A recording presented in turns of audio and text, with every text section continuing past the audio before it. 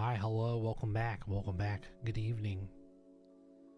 I hope you're doing okay. Hope everybody's doing all right. I hope your morning went well. I hope your lunch, your afternoon, I hope you had a good lunch. That's important. I had some Chinese for lunch, so. All right, well, we're gonna hop back into this. We left off, we're here in Sharlayan finally. We're gonna hop into choosing where we go. We either stay here in Sharlayan and do what we gotta do here, or we go to Thavnair. I think I kind of just want to stay in here in Thavnair and help out these book nerds.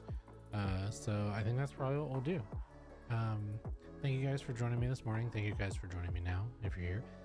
If you enjoy the content or you want to support the channel, don't forget to like and subscribe. That's weird. It's weird saying that. So, but if you do enjoy it, or you just want to hang out and see if you enjoy it, and then you end up doing so, yeah, like and subscribe down below. So we're just gonna hop into the video game. All right, unmute it. That'd probably help, huh? Okay, so I think we gotta talk to Kryl for our Sharlayan adventure. Hitting the books. Kryl's intent is intent on uncovering the reason behind the form's inexplicable behavior. An unsettling change has come over Sharlayan, but together we'll divine the underlying cause of the form's callousness. As I mentioned before, however, questioning the counselors directly is a fruitless endeavor. They seem to have already come to a consensus that what and how little they are willing to divulge. Which is why I began scouting Sharlayan's archive of historical records for any hint of a connection to the final days. Suffice it to say, the progress has been slow. There are only so many dusty pages one can skim in a day, but now that I have this band of willing reinforcements, the search should proceed all the swifter. Let's reconvene outside Numenon, shall we? Exit the annex to the right and you'll find the archives on the western edge of the woods.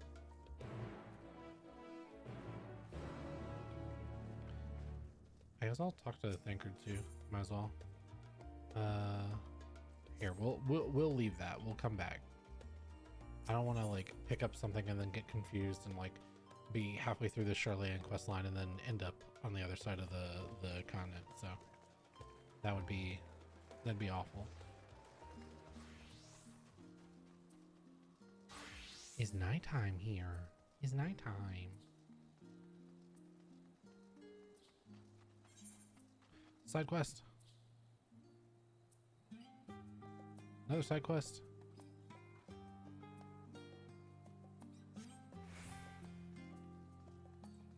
We'll go down there in a little bit.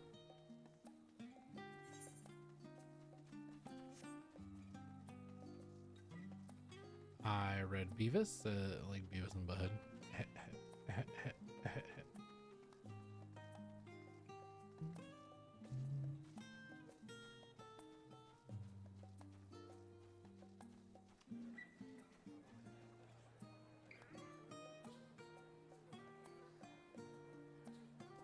Hold on, let me see something.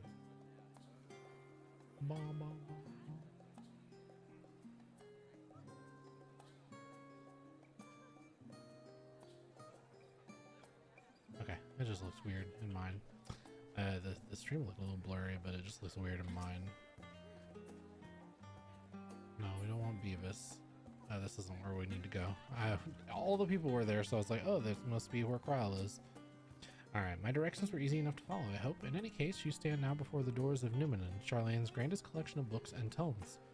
This building is actually only an entrance, and one of many at that.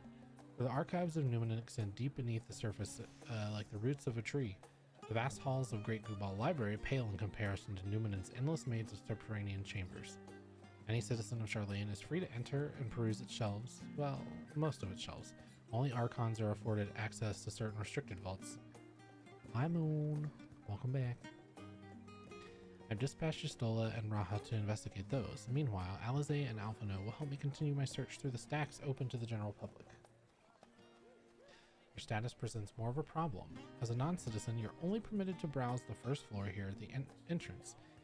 Even so, there should be a number of books with a touch upon Sharlayan history and or foreign policy. Your task will be to find and study the relevant publications I promise you, a working knowledge of those subjects will make it far easier to spot the sort of clues we're looking for. Let us be about, shall we? I have told the others to meet us at the stone benches over there once they've found some promising tomes. Happy reading, book nerds. All right, let's start looking for some books. This is cool. Whoa.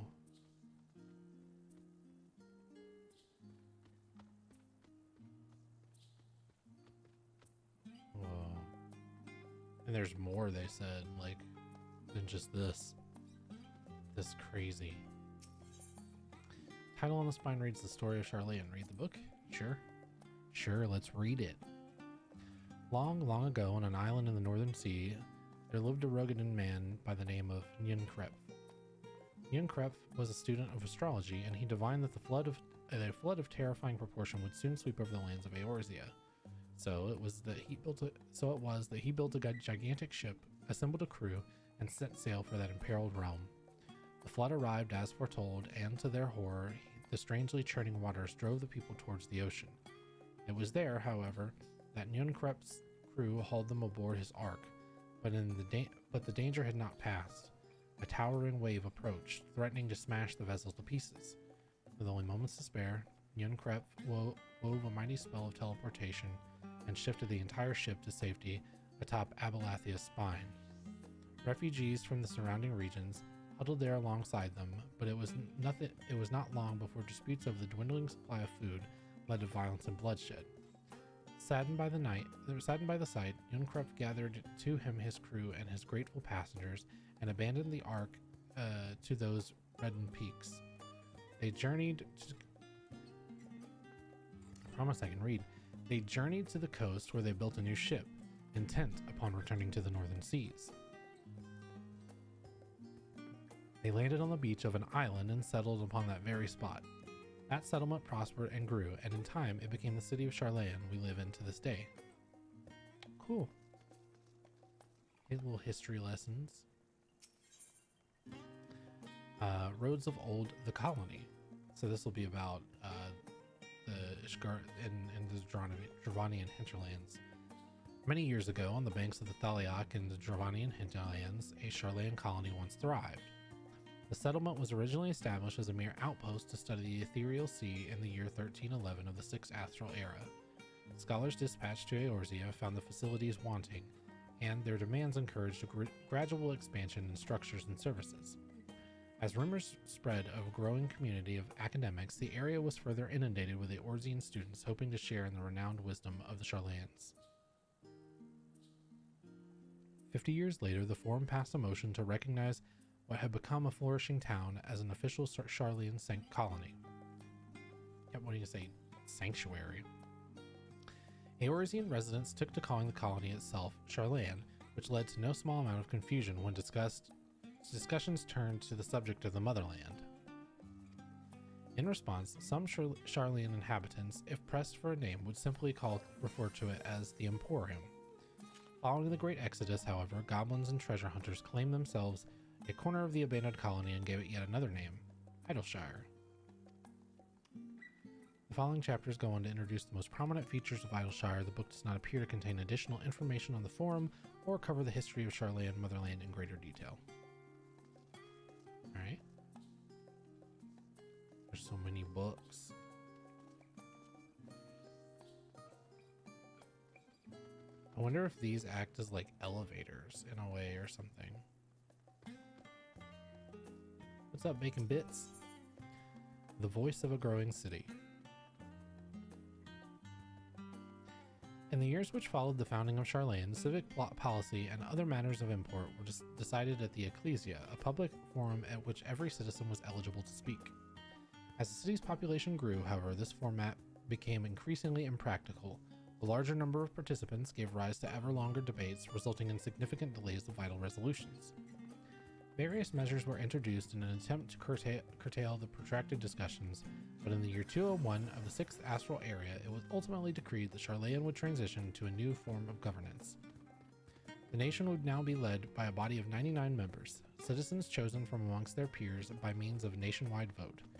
Thus, the Forum, as we know it today, thus the forum as we know it today conceived and created. So many. Jesus. So many.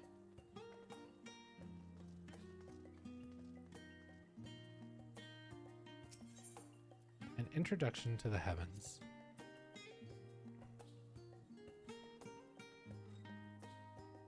Have you ever gazed at the skies above and contemplated the mysteries contained therein? I speak not of the shifting cloud patterns, but of the vastness beyond, of the sun and the twinkling tapestry of the night. Some think the dome above us be a finite space, yet among the leading thinkers of our age, one scholar's depiction of a boundless sea of stars has firmly taken root. Alas, this heavenly sea remains an unreachable, unknowable destination. There are few indeed who can explain in satisfactory detail why our own star is believed to revolve around the sun. It was the technologies of Alag who came closest to understanding the laws which govern the starry abyss. It was they who launched Dalamud, and sought to expand beyond our earthbound existence. What the hell is that? Is that a Reaper thing? Must be. Having read of their ancient ambitions, I wonder, has your interest in this field of study waxed or waned? What if I were to tell you that the eternal constellations were arranged differently in the past, that their positions continue to shift almost imperceptibly but measurably as we journey into the future? Would it shock you to learn that the stars drift further and further apart, and may indeed do so forever? Are you eager to learn more? The book is on the wrong subject. Search for the works that contain details on the forum or mention of the history of Sharlayan. Well, I'm having fun reading them anyway, okay?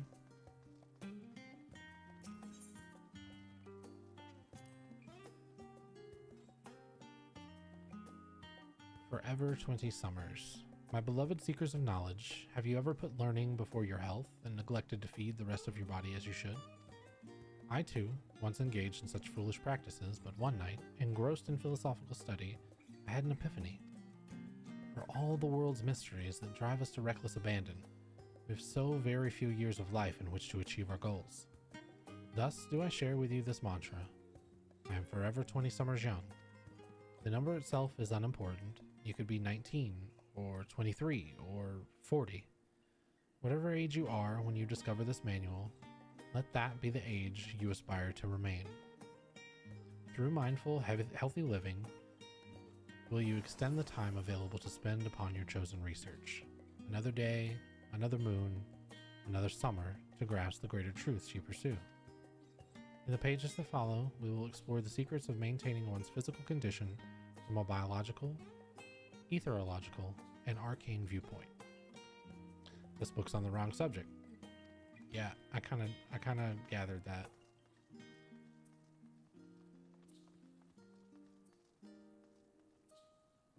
Time-worn tome, Stewards of Wisdom.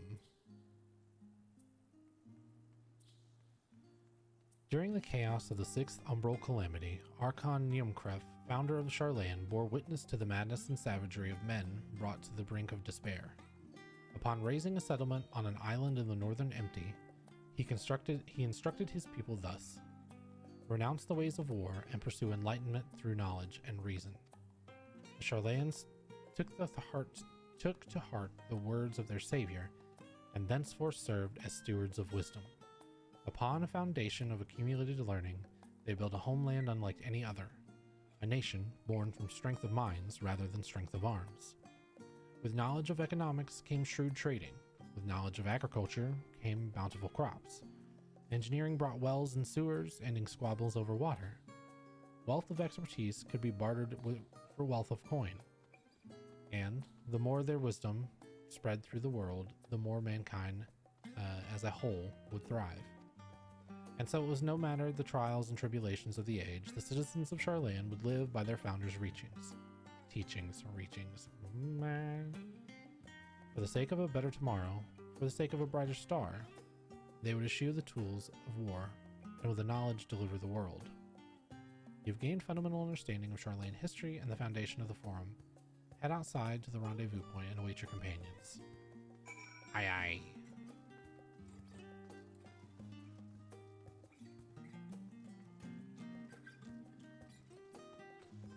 music is so good.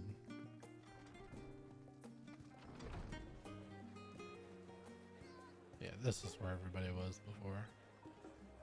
Can't see who I'm looking for. Oh, just a destination.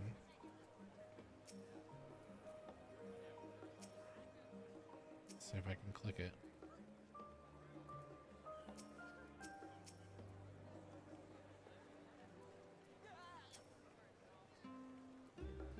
There we go. We got it. We got it.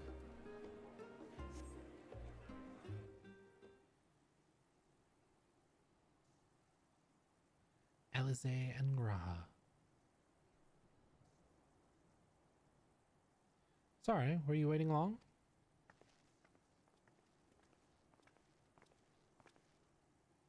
I wanted to make sure I borrowed at least a few promising volumes. Alphino and Kryl should be along shortly. I was delayed in a similar fashion. As far as I could see, no titles in the Archon stacks mention the final days specifically, so we have no choice but to start with the tangentially relevant tomes, if they are even that. At present, the plan is to skim through as quickly as we dare and share our discoveries as we make them. It would have been nice to invite everyone to the estate. Plenty of comfortable places to read and ready supply of hot tea. Oh, I was always quite fond of reading outside. But it's not about the little pleasures, is it? You miss your home. It's been difficult. After our arrival, we managed to speak with one of the family servants and ask how things were. It seems our dear father has instructed the staff that even if Alphino and I were to return to Sharlayan, we were not allowed to cross the threshold. Man, their dad's a dick.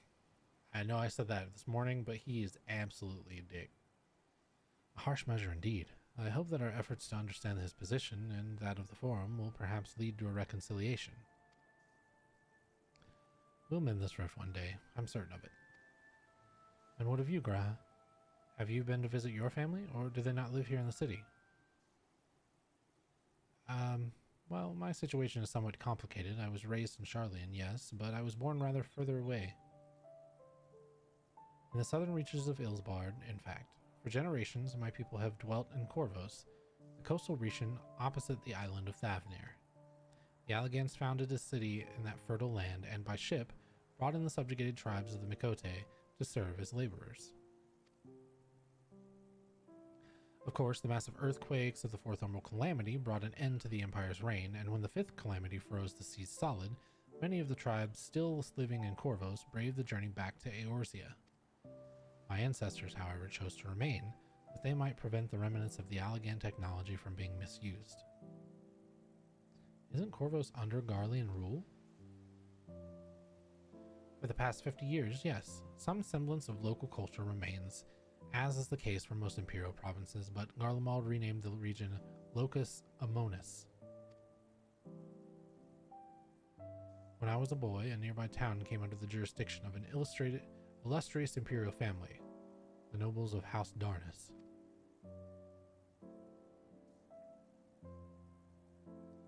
House Darnus demonstrated a singular interest in Allagan civilization, and so my tribe was forced to consider a plan of action.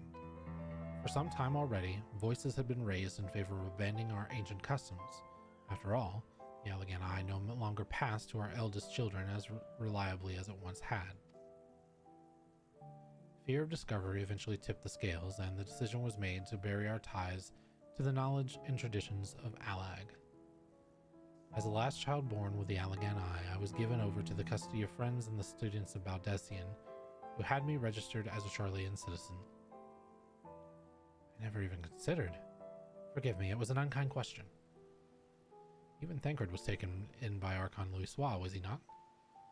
Stories of adopted waifs and rescued orphans are more common among Sharlayans than you might think. Yet, regardless of our own origins, we all are provided an equal opportunity to learn, and with sufficient perspicacity, we outsiders can even earn the vaunted title of Archon. It is exactly why I have such a love for this country, and why I have wished to remain a nation of which its citizens can be proud. Hear, hear. Another good reason to get to the bottom of the Forum's stubbornness, aside from the trifling matter of our impending doom. Excuse us while we try to make some headway into these books, Uriel.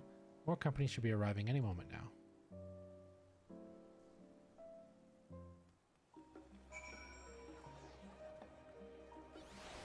Wait here again.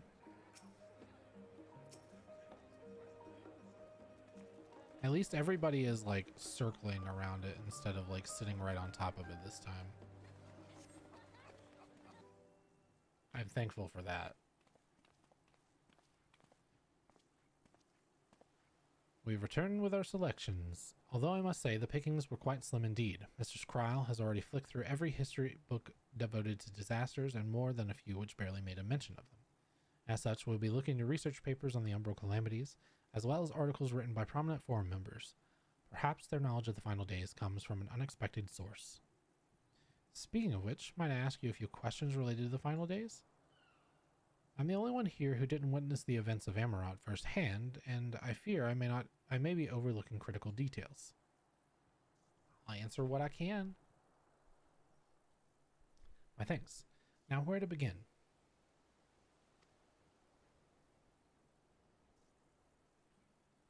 First things first, what kind of phenomena did the ancients encounter as the final days drew nigh?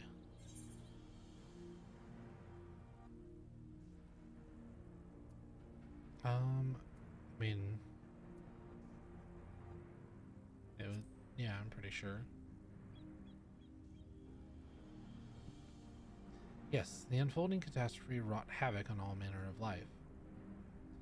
The chaos extended to the ancients themselves, causing their powers of creation to spiral out of control. Fear and despair manifested in terrible, tangible fashion. Meteors raining from the sky, fire erupting from the ground, indescribable abominations prowling the streets. That more or less aligns with my understanding. If only the arts of creation had survived until the present day, we might have had something substantial to analyze. To the best of our knowledge, however, those techniques were not preserved or passed on, which still surmises the closest known magic is that of the summoning rituals promulgated by the Ascians. Was there aught else of note which heralded the approach of the final days?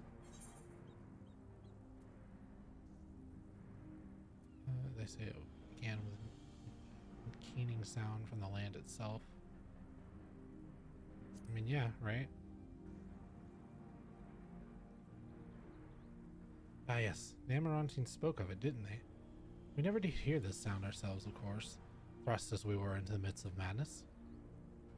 But it seems that each and every one of the catastrophes was preceded by an ominous noise. Eventually, it resounded all across the star. Not even Amarot was spared. So the ground was crying out, you say? To be considered the harbinger of doom, it must have been quite distinctive, and probably quite loud. I'll have to speak with one of the Numenon's mammoths, and ask after any books which make mention of such a sound.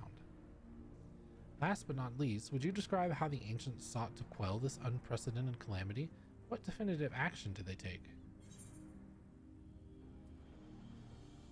Summon Zodiark.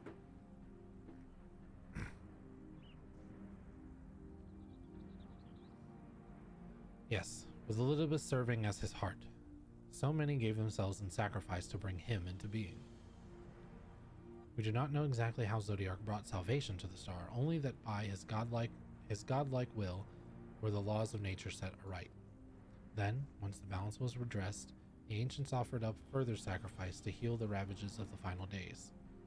Lives sprouted anew, and it was in these fledgling souls that he intended to render into Zodiark, a trade that would have allowed them to resurrect the shades of loved ones absorbed by the primal. Or might have been, had Venet and her fellows not manifested in their opposition in the form of Heidelin. Thank you, both of you, for the detailed review. I feel much more confident now in my understanding of events. With all that freshly in mind, it does make me wonder what the Telophoroi truly mean when they speak of bringing back the final days. We've seen what they're doing with those towers of theirs. It's forcing people to summon primals, a kind of catalyst? Are they attempting to mirror the conditions caused by unstable creation magics? Or are they simply using the final days as a figure of speech? A convenient metaphor for the scale of destruction they plan to unleash.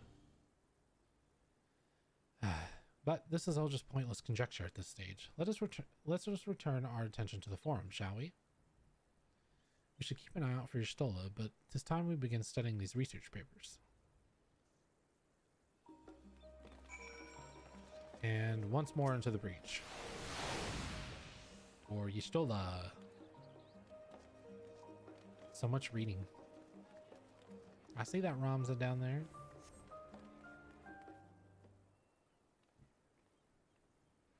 Here she is, Master Matoya. I'm the last, am I? Well, I expanded the search of the Archon stacks, produced one or two possibly useful books, but I wouldn't get your hopes up. If you recall, Urianger learned of the source's reflections from the Garum oracles. For its potential to cause the panic and confusion, that tome was deemed apocrypha and sealed away in the Great Gubal Library. It is even less likely that the knowledge of the unsundered world, not to mention the horrors of the final days, would be left sitting on a shelf for any curious scholar to find. It stands to reason that that my colleagues, be they archons or counselors, should perforce a largely ignorant on the subject. Yet, when you confronted Master Fortunal with the knowledge of the Telophoroi and their machinations, he scoffed at the suggestion that they posed a threat. He seemed adamant that the forum would know if the final days were truly upon us, which only supports the conclusion that whatever privileged wisdom is guiding the forum's behavior is being kept secret from the rest of the nation. True that, they hiding it. Not that I mean to excuse myself from reading duty, whether they contain mention of the final days or no, these books could yet hold something of value. You weren't thinking of leaving, were you? There's plenty of work for everyone. Girl, I want to go fight somebody. I want to go put my sword in something. Wink wonk. You labor what feels like an age as Y'shtola's research assistant.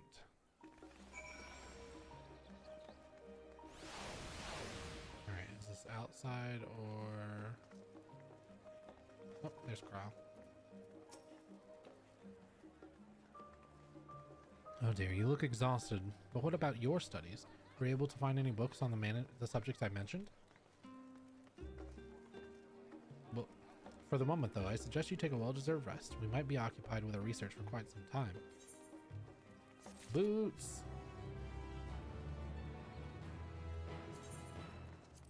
I really do dig the new like quest complete stuff. Well, those boots aren't better than the boots that I have.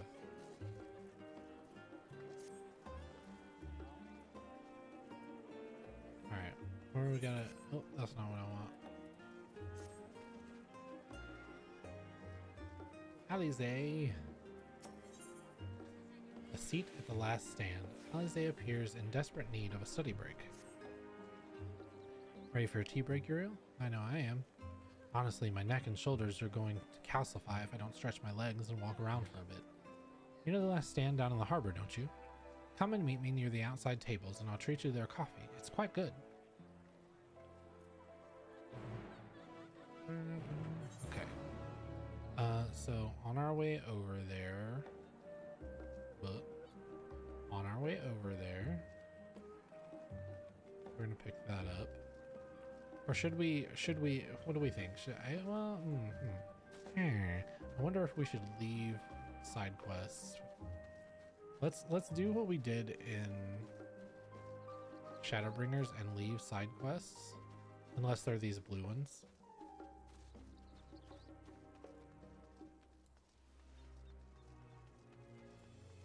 That way if we need them,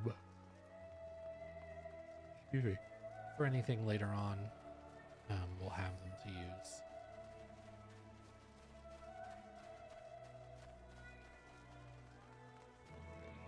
Hold on, Alize.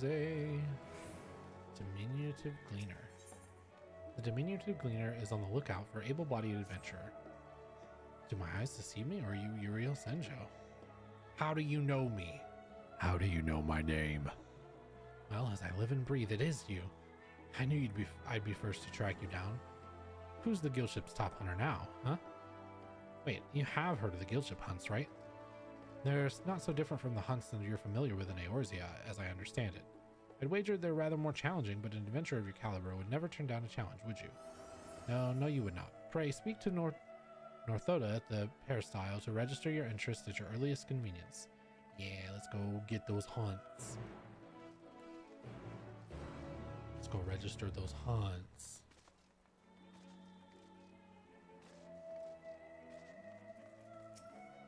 Hello. Hi, I'm Northoda. Have you come to place a bounty on an unruly beast? I've come to register to hunt those unruly beasts. By the scholar, you're Uriel. I was half convinced I'd set others an impossible task asking them to find you. The Gleaner's Guildship has begun posting hunt bills, you see, in hopes that capable individuals will take up arms to lighten out our ever-increasing load. Unfortunately, capable individuals remains the sticking point. Few hailing from afar, from our fair polis, are willing to take up arms, let alone stand against the more fearsome specimens. You, however, have the experience and the grit that we may need. When I heard you arrived on their shores, it was music to my ears. Really? Because you turned me away earlier? I came up to you and I said, "Hello, ma'am, I would like to hunt." And you said, I don't think so. I don't know. No, I don't think so. So I don't want to hear it. You needn't work for free, of course. We've done our research, and the rewards we offer are as fine as any you'll find abroad. The currency we employ is a relic of times when Gleaner was a great deal less figurative. So you might find it somewhat eccentric, but it's as good as Gil here. Speaking of eccentric, it should be noted that the majority of our clients are scholars. You probably won't have heard of half of the creatures they send you after, but I find it's best not to worry about that overmuch. Slay the beast, collect the samples, and try not to think about the long-term effects of touching said samples. And get paid. Simple? No? That being said, I wouldn't dream of throwing you into the deep end just yet. Let's have you start off with some junior marks so you can get your feet wet. Aye, now we can get the hunt board. Yeah.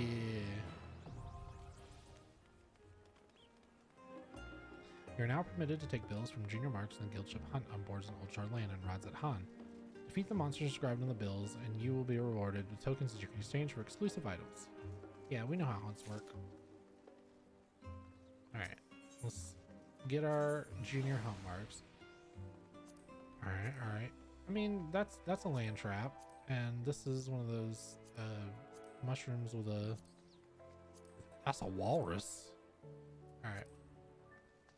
Gonna grab that. Let's go see Alize. I always like to rip Aether Compass. Discard. I always like to keep these here too, so I can see like we'll make it out of here eventually. Alize. We need to do our leveling roulette, which we'll try to do. I don't know when we unlock the first dungeon, but we'll try to do that once we unlock the first dungeon. As busy as ever, I see. How very Sharlayan that no other gourmet cafe has sprung up to compete with customers. Actually, this crowd gives me an idea. Before we place an order, why don't we ask a few questions to engage the mood of the city? I'm interested to hear what the average citizen has to say about the Thavnair. We might even learn something new. Worth a try, don't you think? Alize is now accompanying you. Keep her at your side and proceed with the quest objectives. Yeah, okay. We've learned how that goes. Also,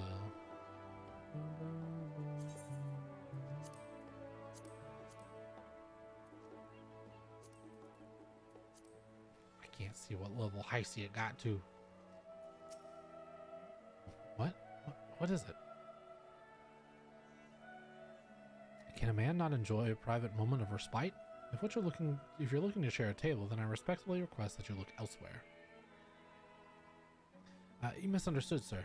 We're simply wondering if you knew of the Thavnair, these enemies of peace that have promised to end the world we hold dear. Wait, you're that House Levior girl, aren't you? And this woman with you is obviously a foreigner. I heard you were disowned for helping outsiders indulge their barbaric whims, and here you are giving the truth to the rumor. I'll thank you to leave me be. I'm not to say to the likes of you. Well, I must apologize. 'Twas foolish of me to expect an ounce of civility from one so enlightened. Come, Uriel. Dang, she got him. She got him with that zinger. So, oh, sorry. I thought you were a civilized person. Yes, I don't believe I've had the pleasure. Pray excuse the interruption, but we were hoping you might share your thoughts on the Talafaroi and their unconscionable plans. My goodness, if it isn't the young Miss Levior.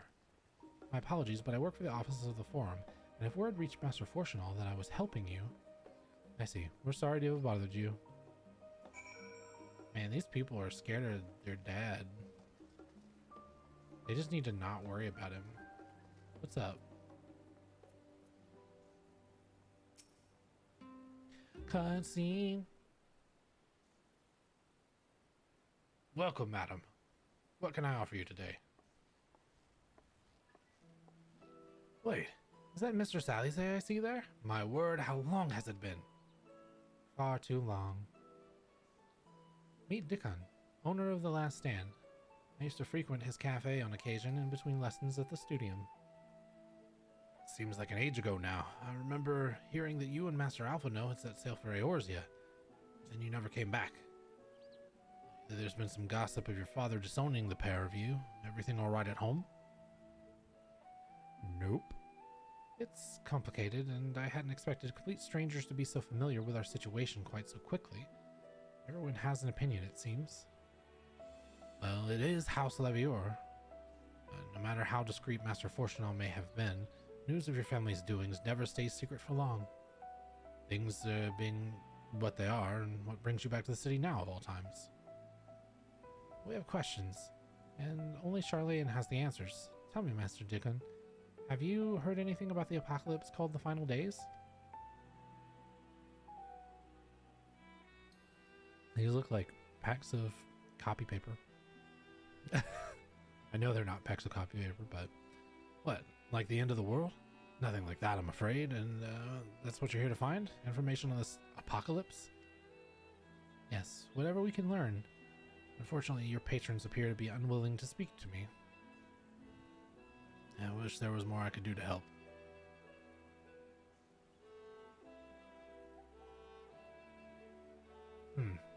But maybe there is. You're a visitor, Sharlayan, aren't you? Then few will know your face. We should be able to pass you off as a server with none the wiser. We just finished preparing a few orders. Strike up some friendly conversation while you're setting down the food and you might get answers you're looking for. Not a bad idea. I hate to ask, but what do you think? Hey, look, we do what we gotta do, okay? That's the spirit. Pay attention now and I'll explain where each of these dishes needs to go. The tea is set for the chatty group sitting by the water's edge. The omelet is for one of our regulars, a Highlander by the name of Gisla. She's sitting at the outside at an outside table with her friend of hers. And behind them, you should see a Makode gentleman. He ordered the oven-baked lobster. Got all that? If you're not sure, just ask and I'll explain again. Good luck. Yes, let me serve them in my attire here. Okay, so the first one is by the water. Chatty group by the water, he said. Here's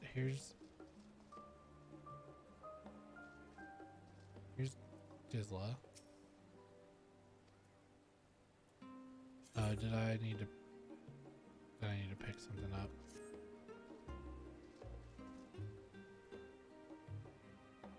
I think I might have needed to pick something up.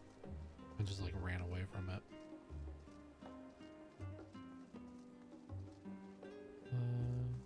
Nope.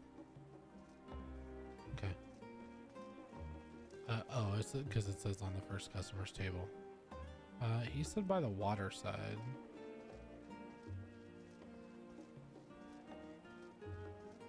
Ah, yes.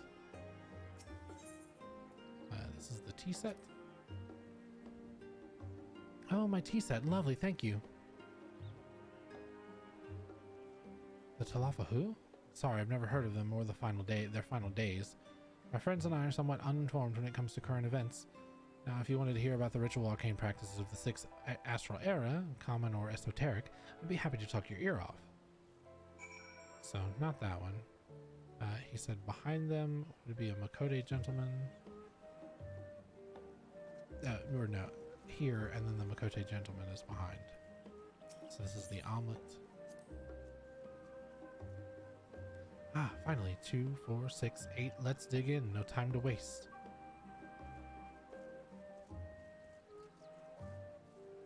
What? The Talaferoy? Ah, yes, I remember seeing the name in the latest gazette.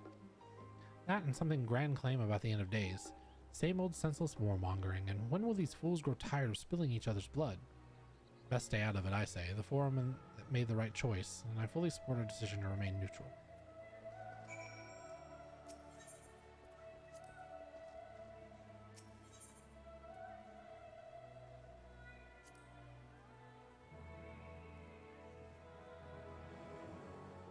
You don't need to butter me up, you know. I've already ordered one of the most expensive things on the menu. Alright, dude, here, take your damn lobster. I'm just trying to talk. Alas, the oven-baked lobster is mine. You have no idea how long I've scrimped and saved and suffered to afford this heavenly dish.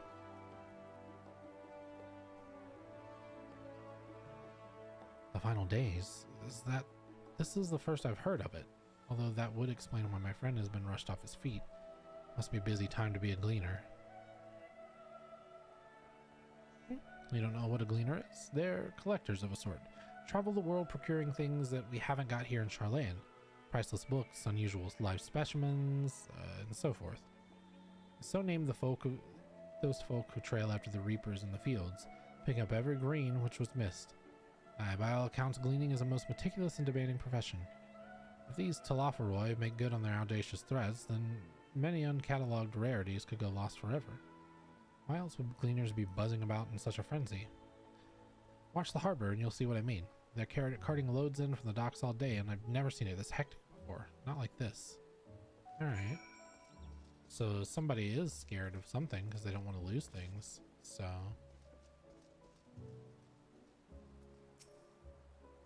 Any trouble with the customers? Were you able to get anyone talking?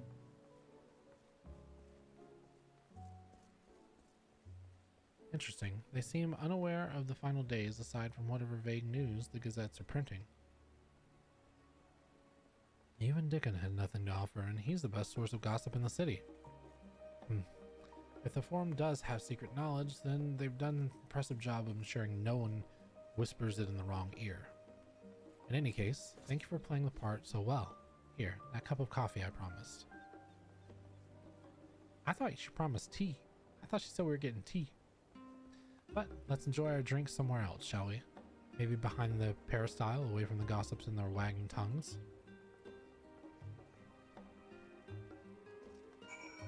Okay, we go to the peristyle. Where all these people are.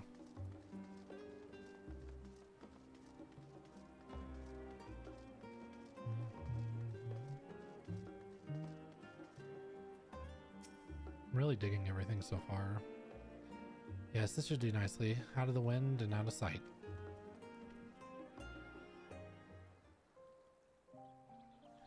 Yeah, that's how I would sit. I like to sit with my feet dangling. Well, I'm so tall that I don't really ever get to do that. When our father disowned us, I couldn't believe what I was hearing. It wasn't until much later that his words began to sink in, that I began to feel the weight of what it meant. May he a dum-dum. Do you remember when the decision was made to come to Sharlayan? Graham said that the Forum was determined to keep us in the dark, and that Father's venomous performance was part of that strategy, to keep us at arm's length. Perhaps it was. Father argued with Grandfather on many occasions, but never with such dismissive contempt. And when he demanded what justifies the sacrifices we make in war, I honestly didn't know what to say. Neither did Alpha know, I know, but never for one moment did I believe we had made the wrong choice. So all I could do was fume silently. It was only afterwards that I realized how childish I had been. How being stubborn and self-righteous must run in the family. If I could have just mustered a civil response, then things might have turned out differently.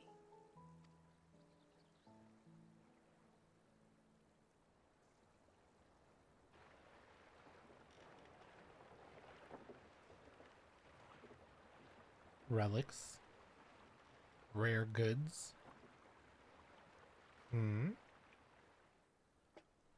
They must be ferrying goods to Labyrinthos.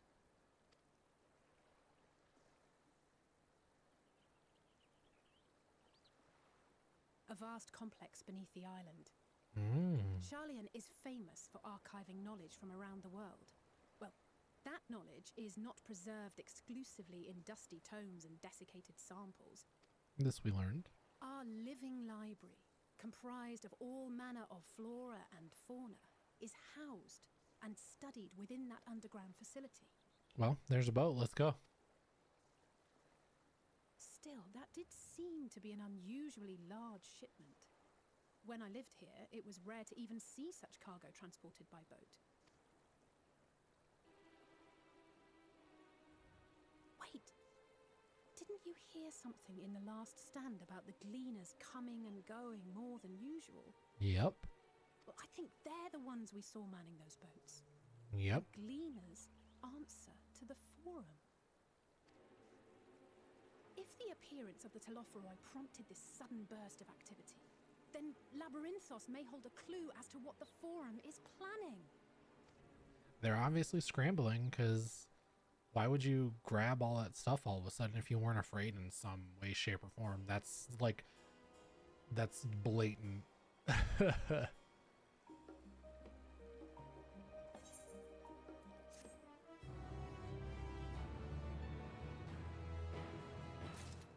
Give me 1 second. I need to crack this window real quick.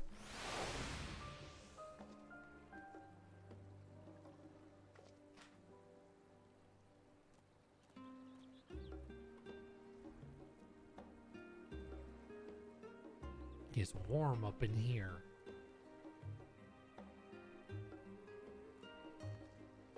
Alright, Mr. Salizé. A labyrinthine descent. Salizé is excited to share your revelations. We should tell the others what we've learned about the gleaners. Go on ahead to Numenon, and I'll join you in a moment. Master Dickon will want his cups back.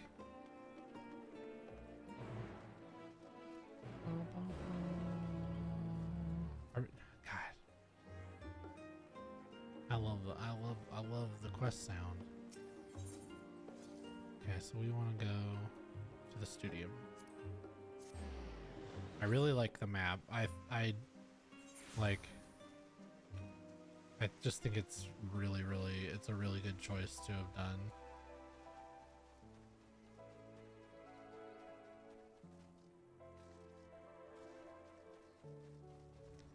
Oh, Kryl. We've learned some things. Welcome back, Uriel. Been for a walk and cleared your head, have you? You could say that. Not exactly. We did some impromptu investigating and turned up information on the gleaners. Yeah, they're ferrying boats in large quantities.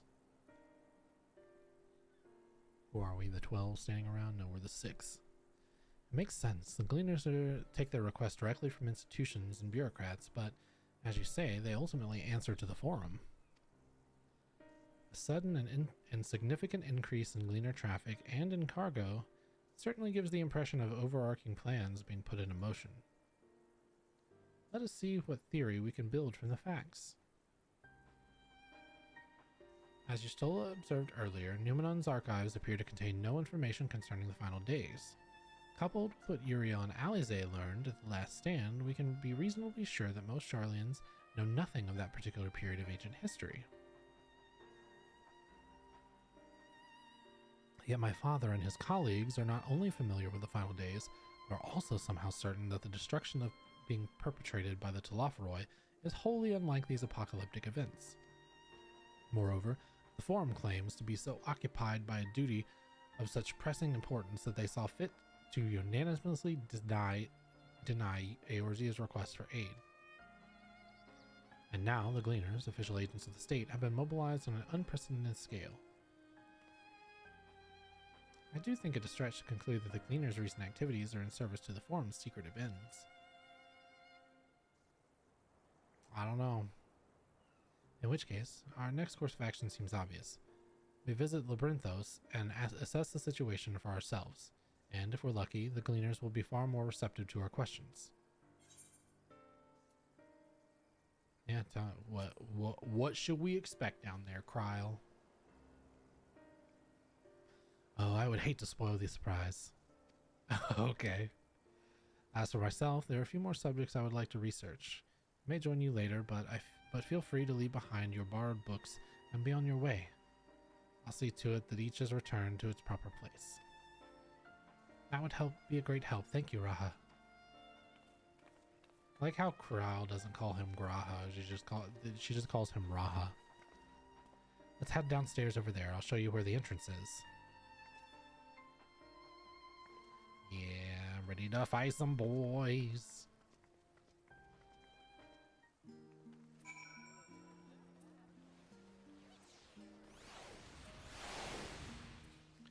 Down these stairs. I see you, Alize. Yep. Tanks are going to be in high demand forever, I feel like.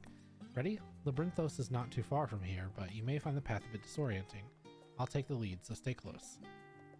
Follow Alize and try not to stray behind. Off we go!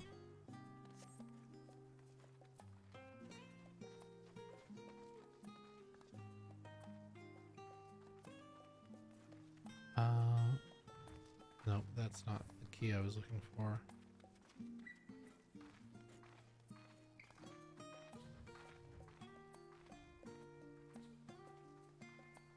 Just trying to find the toggle run walk because I don't remember what the command is.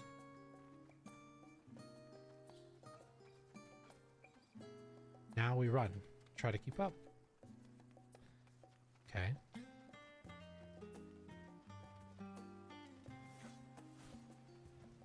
Keep to the path straight ahead.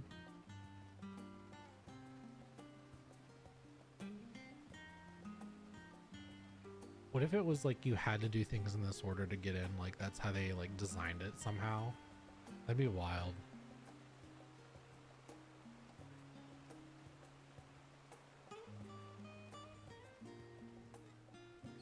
Up here.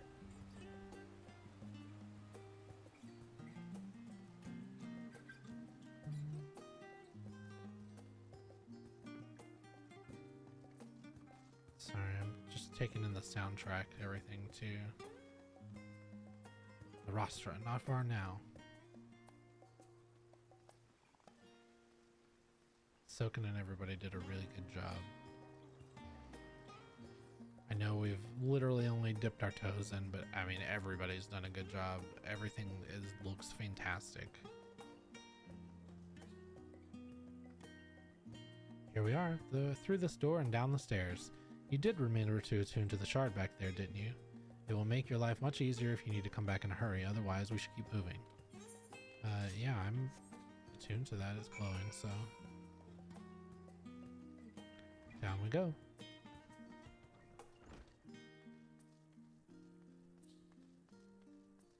Down we go.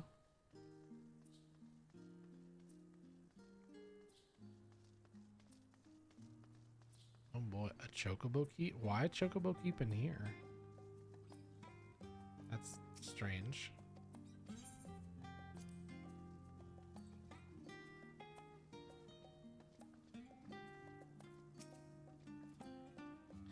We're all here now, yes. I've taken the liberty of securing permission for our group's descent.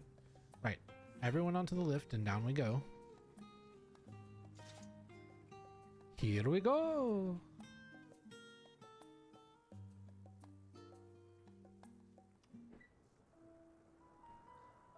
That's cool. Oh, so okay, so we saw the labyrinth. So the scholar's city shines a there's false a dome. sun within a fabricated sky. Whoa. In any age exist those who consider the floor an extension of their bookshelves, And this vault's architects surely belonged to that special breed. If the stack grows too high, start a new one. If no room remains, then make more rooms. A simple solution at first, and then bit by bit, a profound transformation. Dang, they're even getting animals and crops down here. That's amazing. Knowledge buried beneath knowledge, a growing, creeping labyrinth from which there is no escape.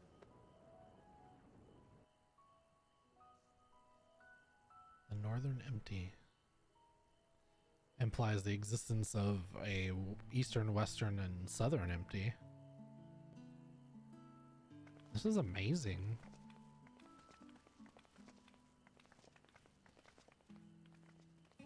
I was right in sorts about it being a dome, so. Not what you expected. I must admit, the artifice is very convincing. But I assure you that we are beneath Sharlayan itself. The breeze you feel, the flowing waters you hear, all created by the hand of man. The island is volcanic, you see, and once upon a time this great hollow must have been a reservoir for magma. It was discovered some 400 years ago, at which point it was repurposed as a storage facility for scrolls and samples and such. Renovations have continued, with nigh on no interruption to this day, with the lower levels still undergoing expansion. It's crazy. Aren't those people gleaners?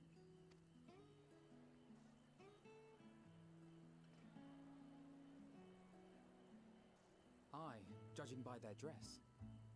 They are said to work alone as a rule, but 'twould seem that rule is being enthusiastically broken today.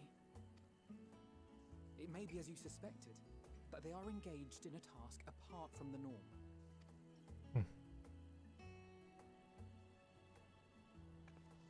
Let's spread out and get some answers then. Yeah, let's go.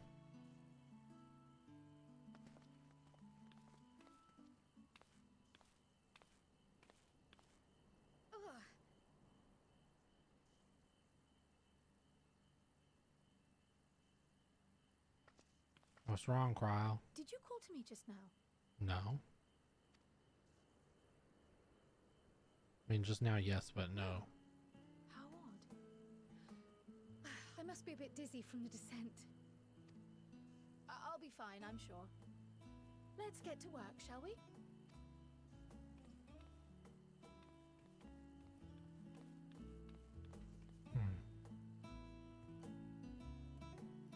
Strange.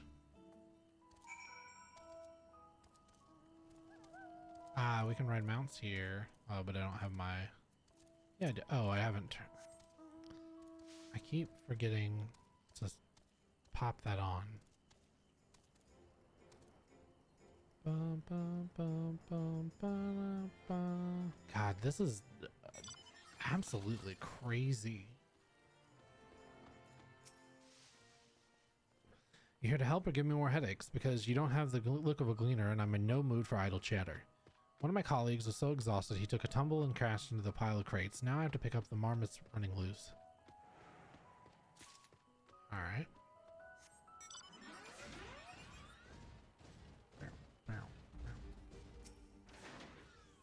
Let me think. Maria seeds should be item number 1058, cumin seeds 1059, snurpleberry 1060, or are they 1061? My head feels like it's stuffed with moko grass. Why more loads to take out than carry in? Why do all this at once and risk mixing it up? What if someone mistakes the Kurthan carrots for the Girabanian carrots? What then? So there are a lot more things coming in, going out than coming in. I mean, in both ways, I suppose. You want to know what I'm doing? Hauling books and ore and fauna. If it needs hauling, I haul it. Every decade or so, they take stock in Labyrinthos, you know, and sort of tidy up the inventory. Never seen an operation like this before, though. They just did one a few summers ago, even. Then, with no warning at all, this mess gets dropped in our laps. Orders from on high. Damned if I know what the reason. Could be that they're changing the layout, eh? Preparing for the next big expansion? What if they're planning just to take Sharlayan under? Or what if they're trying to move it all out because this is where everything's going to stem from. And they know.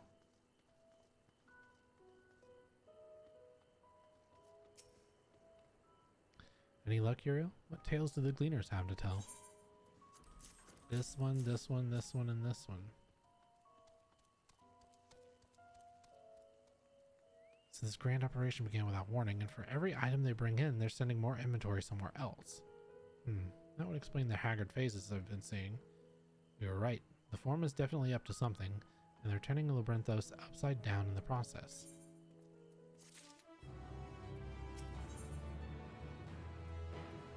Kyle appears lost in thought. We would do well to learn of what specifically the Gleaners are being tasked to do, as well as who asked them to do it. If you're game, Uriel, I have an idea. I'm always game. Didn't one of the Gleaners you questioned say something about escaped marmots? Perhaps if you were to help him capture said creatures, he might be inclined to take more friendly tone and enlightening conversation. Let's capture them marmots, baby! In the meantime, I will turn up my charms here on this Gleaner here. We can compare notes afterwards. Happy hunting! Let me at those marmots, baby!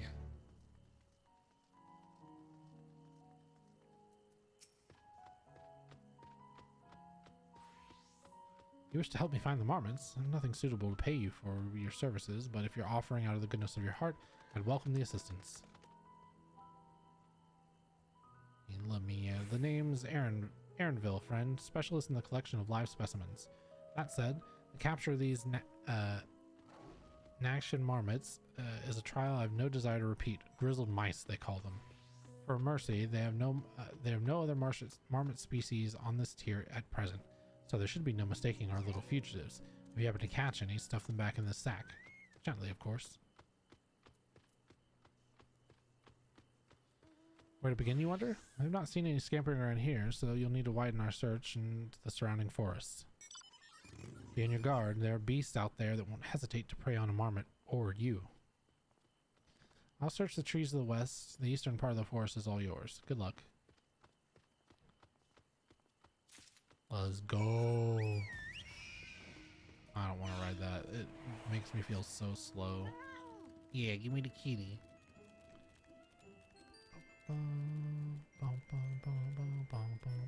Look, it's the man. It's the thing. He's a troll. That's what he is. He's a troll. Look, I love him. I need you as a mount. Hello, hello. I love him. He's so cute.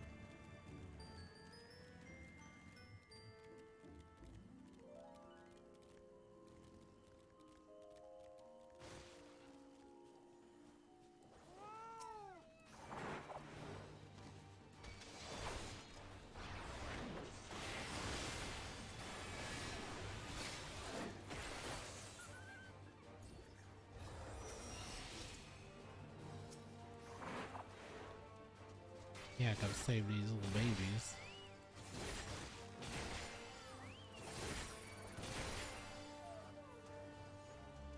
Alright, now we can get this one. Barely have you ready the sack when the grizzled mouse scampers off into the underbrush. God bless America.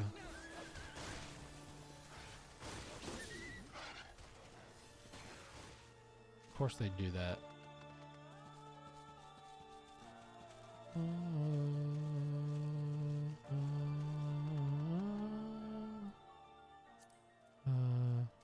I assume there are aether currents here.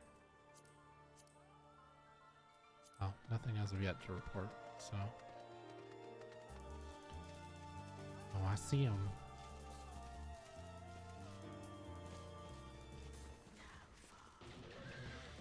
How far?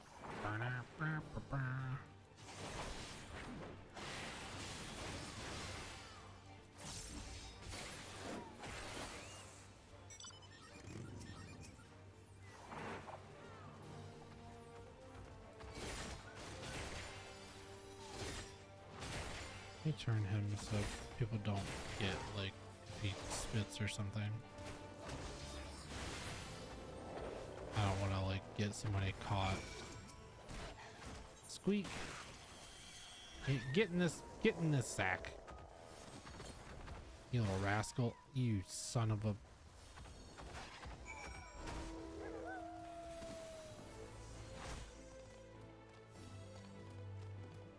Silly little... I was like, which Kamui is this one? And I was like, oh, it's Susanna, alright. This is what we got on our first try. With High C at 10.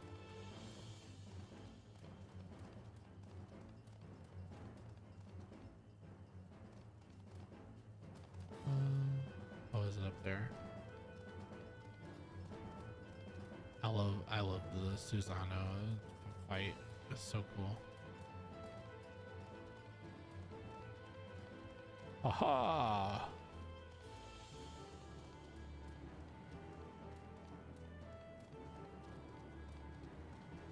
Oh, well, here's an Aether Current.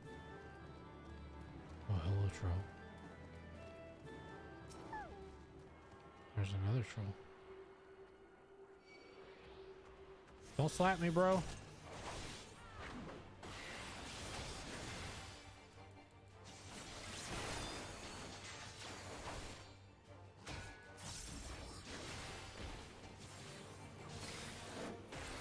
Yeah.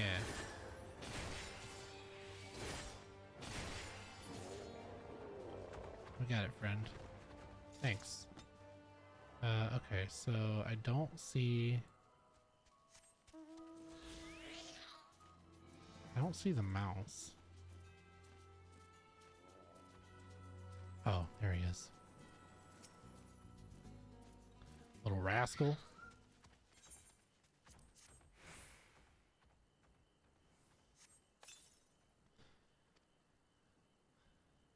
We got it.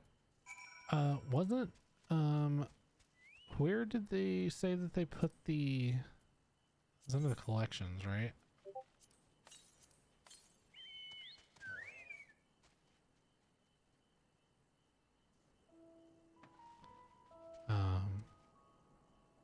Compass detects a current 589 yalms to the...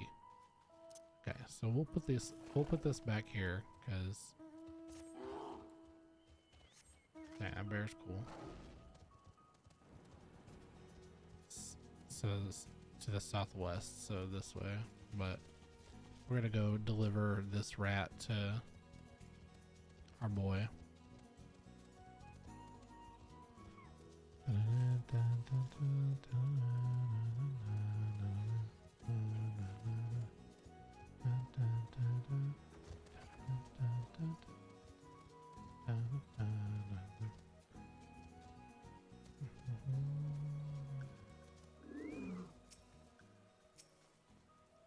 How'd you fare? I tracked down 3 of the pack, which leaves 1 unaccounted for. Yep, I got it right here. Here you go. Ah, there's the odd marmot out. Wait here a moment while I put our friends in a holding cage.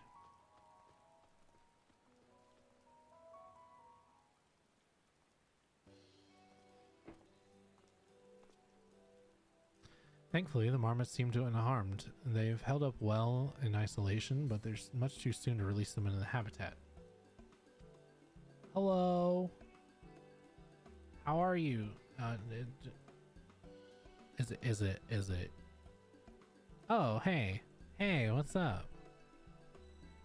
How's it going? How's your Endwalker experience going so far?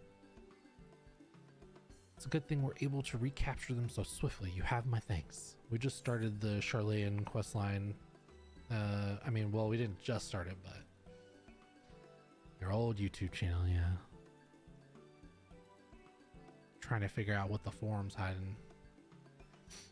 Yeah, you should. You should definitely make one for your streaming, because I don't know. I have strong feelings about where YouTube is going, and I think it's going to. At the rate that they're going, I feel like it's gonna very, very quickly overtake Twitch and be good. Yeah. Trying to level Reaper. Is that your first? Are you gonna are you leveling Reaper before you even touch the story, or have you been touching story like MSQ?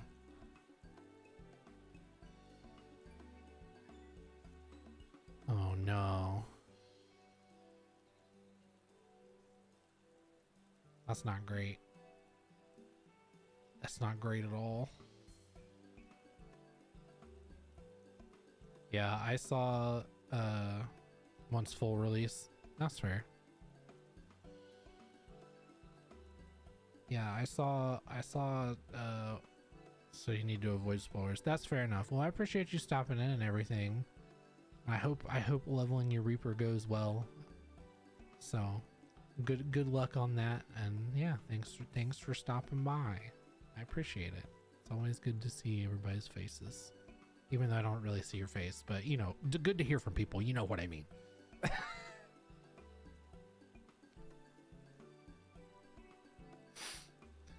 Who tasked you to capture the marmots in the first place? Why, the authority in charge of Labyrinthos, and now and in perpetuity. Blah. Yeah, well, I appreciate it. Yeah, I'm moving over here. I just feel like this is where it's gonna be at. Like maybe not 6 months from now, maybe not a year from now, but like give it. This is where it's gonna be at. Okay, just you can. I would say if you could clip it, but you can't, and you can quote me on it later. But this is where it's gonna be at. So yeah, enjoy leveling your Reaper. Have fun. Hopefully you don't have to sit in queues too long. Hopefully you're already logged in. And yeah. Why, the authority in charge of the Labyrinthos, now and in perpetuity, the same officials who have had us working day and night as of late, the honorable members of the forum. Who else? Suitable for consumption and easy breed. Those were the two conditions I was given for the stock I was instructed to procure. Yeah, this is like definitely. Oh, I skipped through that shit. I don't know what that is. I don't know. I don't know what this is if this is a Lala or what this is. What is it gonna turn around and walk back this way? Oh, it's just a mammoth. Okay, that looks so weird. There you are, Uriel. Is this the gleaner you mentioned? The one who was looking for for lost marmots? Yes, he's.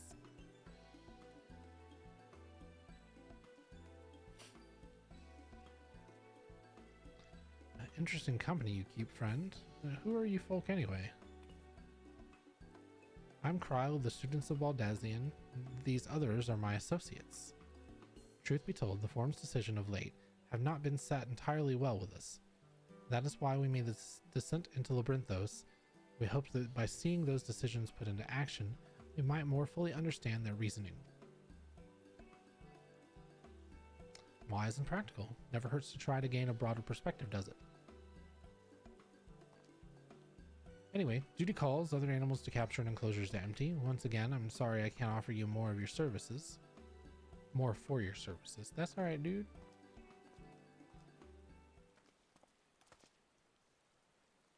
Did you learn anything new from your friend there?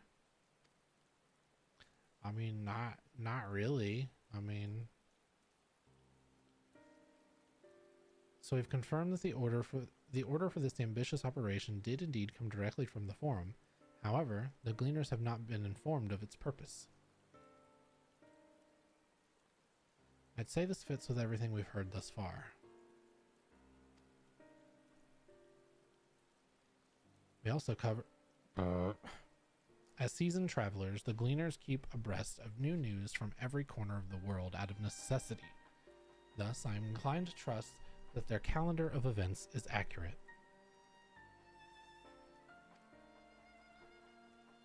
Altogether, it gives a distinct impression that this undertaking was a sudden and unexpected development. Yet, I find it hard to believe that such a comprehensive structuring of Labyrinthos and its archives could have been planned in such a brief window. Nay, this plan is long in the making. They were but waiting at the right time to put into effect. And the Talafaroy's declaration was what set it all in motion? It seems likely, but let's not leap to conclusions just yet. For the moment, I suggest we conduct a wider investigation of Labyrinthos.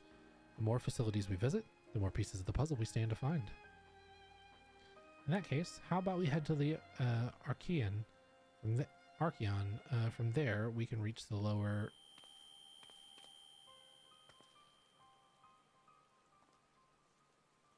Cryo, what's wrong?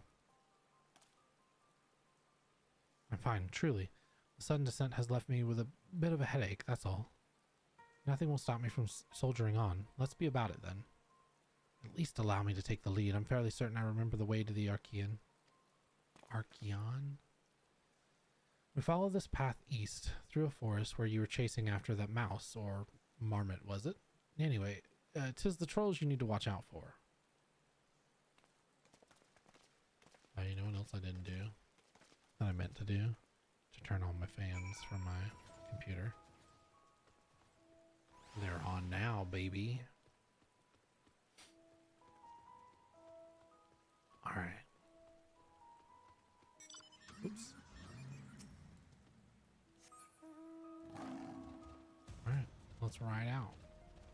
Autobots roll out. What are our marks too? Since we have some down here. Mithril Cap is here. That's in Thavnair. That's in the medial circuit. That's in Thavnair. And that's in Garlemald.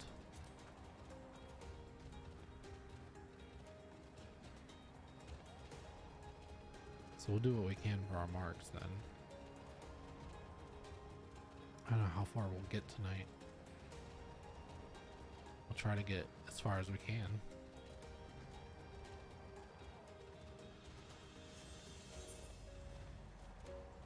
See if this detects anything this way. To the southeast.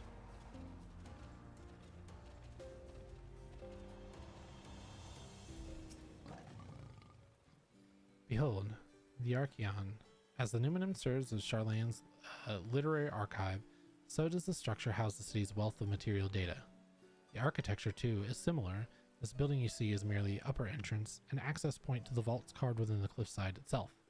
Within those vast rooms are stored countless samples and specimens, as well as the detailed records which describe them. In a manner of speaking, the Archeon contains the physical history of Sharlayan's unwavering dedication to the accumulation of knowledge. Neat. Alpha nose gazing into the Archeon. Well, come on, man. I just clicked to move my camera. All right. Well, they literally just said, "Hey, let's go in." So that's what we're gonna do. There's a fate. Let's go do the fate.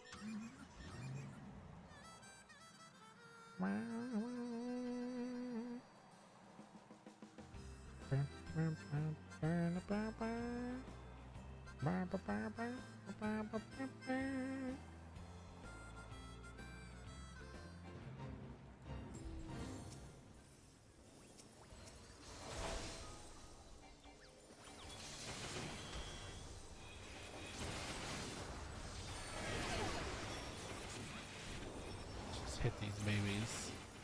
Guess we can go ahead and turn this on.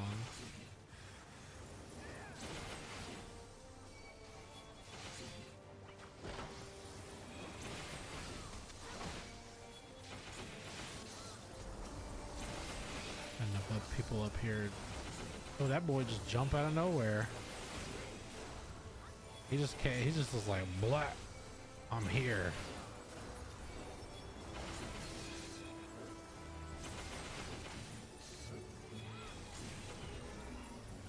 All right.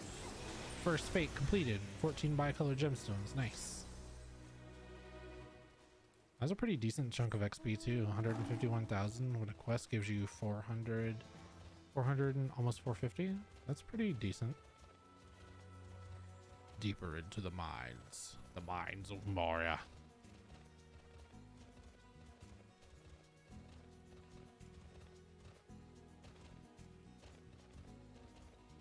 Well, we're gonna tune to the aetheryte.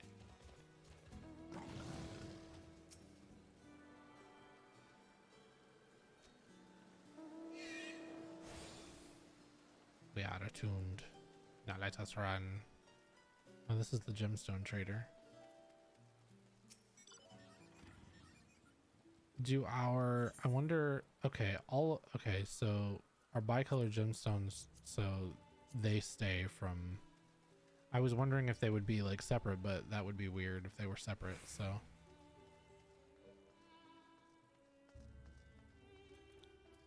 Archeon Custodian.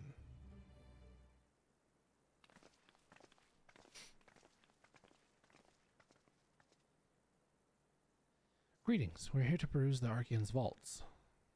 Peruse? You are clearly not gleaners, then. Might I ask your affiliation? We belong to the students of Baldesion, but is that relevant? I was given to believe that the vaults, those open to the public at least, were open to the public.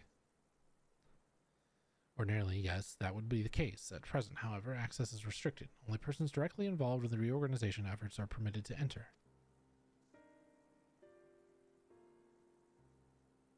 Not us, then. I suppose we'd better move along to another facility.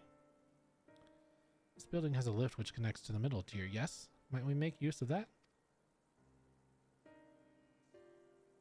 That service also has been suspended. I'm afraid for the time being, priority has been given over to the conveyance of that inventory. What? So this is as far as we can go? I apologize for the inconvenience. Please come again after a restructuring operation is concluded. By that time it will be too late, and we were getting so close. We need to rethink our approach. Let us step outside the moment, shall we?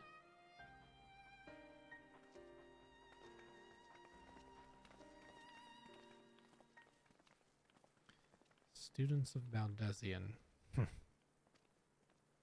Sounds like somebody here is a little biased.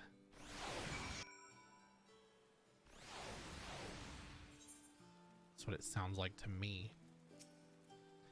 We're at an impasse. As we have no other leads, I should like to pursue this one further.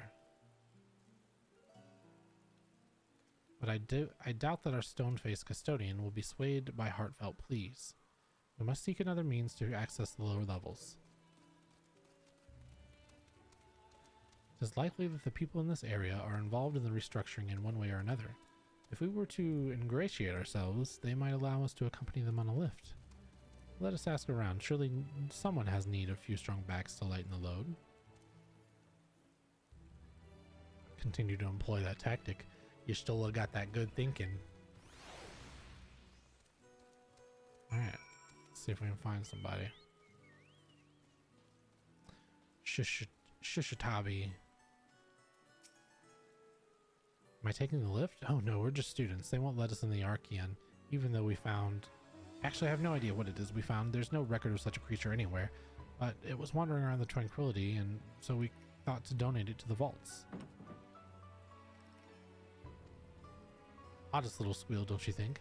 Anyway, I suppose we'll have to take care of it until the Archeon is open again. Alright, so not there. Are they on the other side here?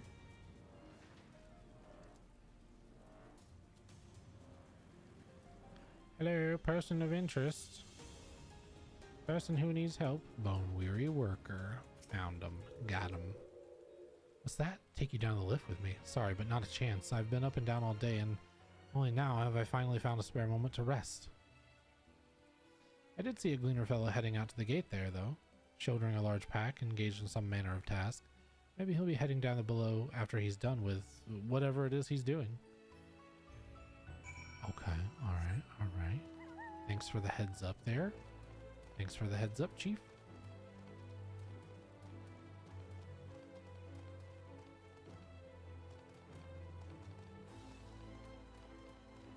I don't know if this is the path they met. It is the path they met. I'm circling around. Quiet, you'll frighten it away. Oh, it's Aaronval. Ah, it's you again. I don't mean to be rude, but I'm in the middle of another task. The cloud I need to capture is very, very close. You wish to help me with this too?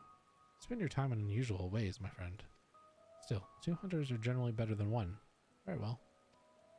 The canal here is a common gathering spot for birds of all kinds, but the one I'm after today is the hornbill. Its feathers are green and its cry is distinctive caw. Single it out and shoot it with a sleeping dart. Oh, do I get to do one of those, like, find it and... The effects are short-lived, so I'll lie in wait down by the riverbank and claim our quarry. Be sure to hit the right one. Yeah, I get to do the thing. Well, maybe if I can click in through all these people. Yeah, I love doing these things.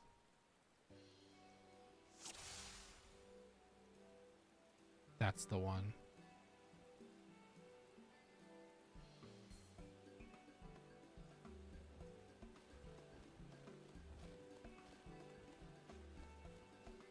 Right?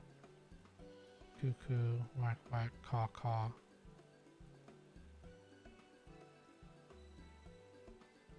So look for the green bird, which caws and sedate it with a dart. Caw caw. So maybe it's this one?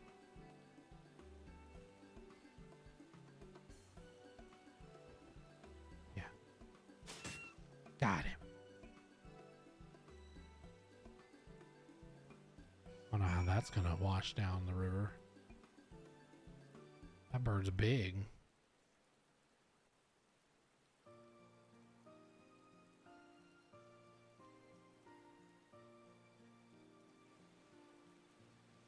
Sleepy. I wonder if this is like steam from, since we're in like a magma thing. Former magma chamber. Fair shot. Oh, they gave him a voice. Nicely done. Let me truss this one up, and I'll make my way over to you. He's gonna get in some danger. We're gonna have to go down and help. Maybe not. Maybe I'm wrong.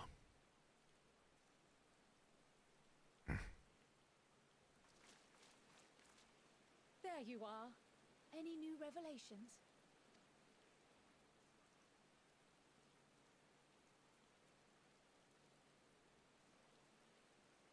So you met with that gleaner again, this time to capture a hornbill. I understand catching and bringing in creatures from the outside, but what's the point of chasing after ones already here? Yeah. Oh, it's a simple thing, really. Occasionally, we remove specimens no longer needed for study, or those we've had difficulty raising. But we can't simply turn them loose.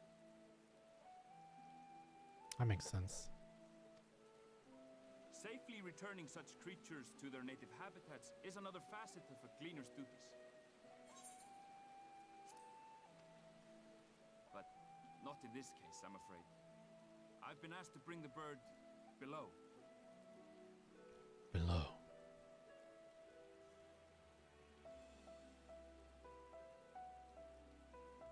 The restricted section in the lower levels of Labyrinthos.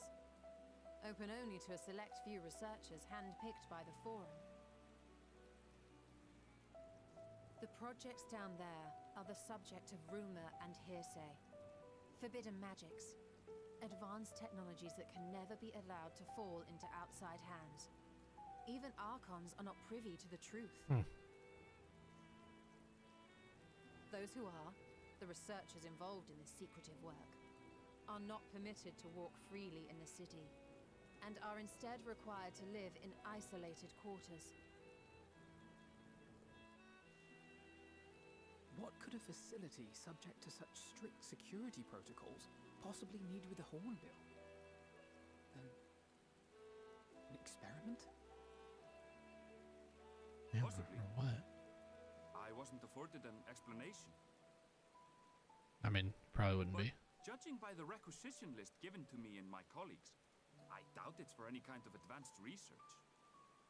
I'd be more inclined to believe we were making preparations to migrate to the south. Mericidia or thereabouts. What? Why would you say that? Yeah. Much of the flora and fauna we were asked to procure could serve as reliable sources of sustenance. They're comparatively hardy species too, able to endure harsh climates. And among them are specimens known to be effective in improving soil quality and purifying water. When you put it that way, migration does sound like a reasonable assumption. Yeah, but why? That's all it is, though. An assumption. Through our tasks, we gleaners glimpse only bits and pieces of the Forum's plans. Our prime concern is that our requisitions, be they living or otherwise, are properly preserved for the knowledge of future generations. Now, I really must be going. I regret that I cannot reward you as you deserve. I'm gonna give me anything, bud. Perhaps you might reward us after a fashion then. It is imperative that we reach the lower levels. And seeing as you are already set to descend with your assigned cargo, mayhap we could accompany you as your assistants. Yeah. I'm afraid that won't be possible. Once the animals have been prepared for transport, we send them down separately via the lift. I will Put us in a of course box. follow after to make my report, but I can hardly pass you off as porters when there's nothing left to carry.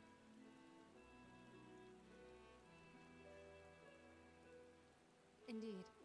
Pray forget I said anything.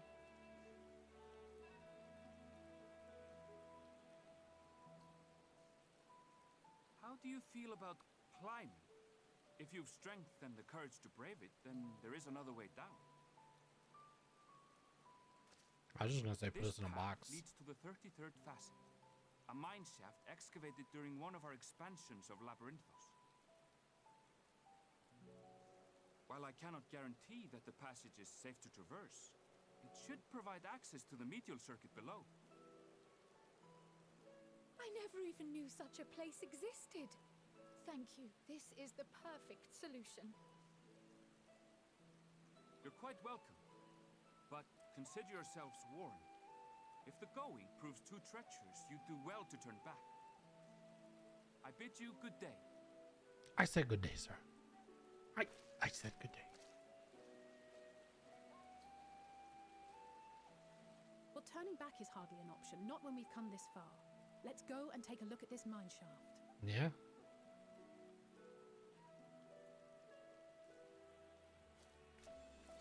Let me turn this off real quick because I don't want that to continue to go. I might need to pause for some reason. You know, reasons like now. So we're gonna take a break real quick, just to get up, stretch, things like that. Get you a snack, get you some water, and we'll be back in like 5 minutes, and we'll pick right back up where we left off. So I'll see you in 5. Bye.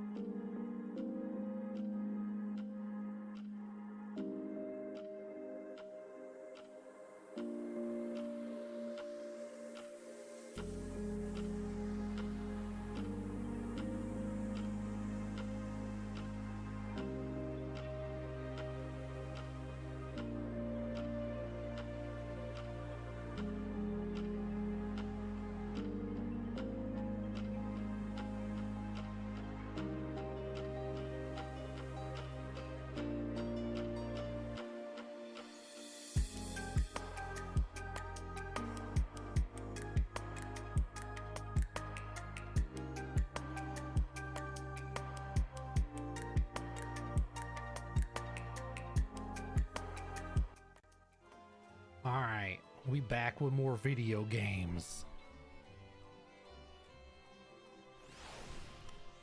We gotta get down this mine shaft. Let me scoot closer. I feel like I'm like super outstretched, like when I'm not up here, which is not how I should be. Put my water there. All right. Oh, found my cursor. All right, here we go. Gotta go down this way. Do we have an aether current down this way?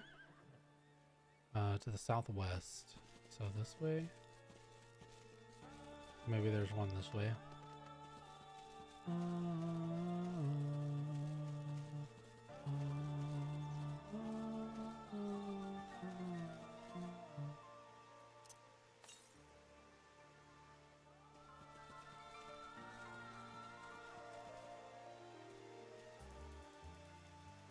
It's flipping down there, ain't it?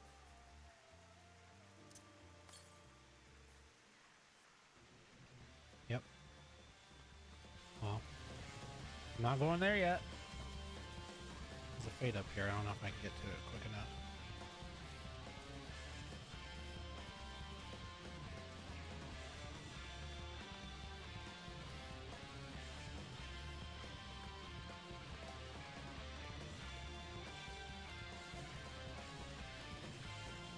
See if we can get to it.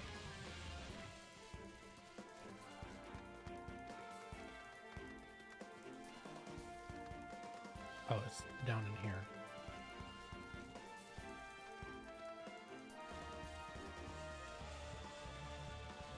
Oh dang, it's a big old pudding.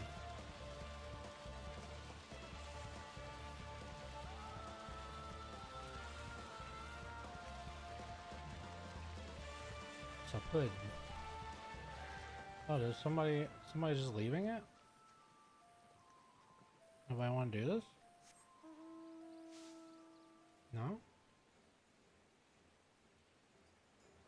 No?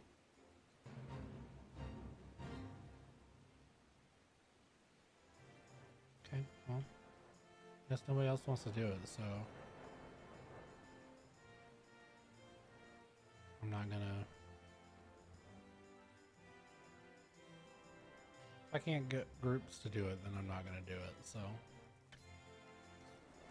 no point in me wasting the amount of time it would take for me solely to complete that, to even attempt it there. I could just be completing quests instead. So.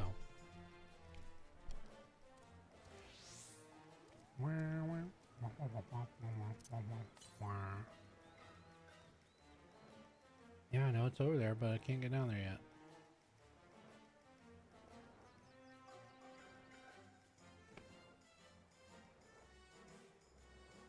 Yeah, I wonder if all that fog is from that, or if it's just, it says clouds, so.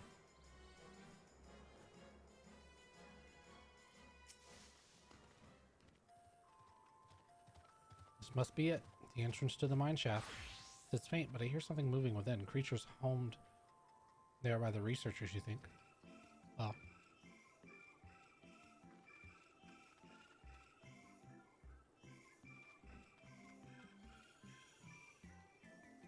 Alright.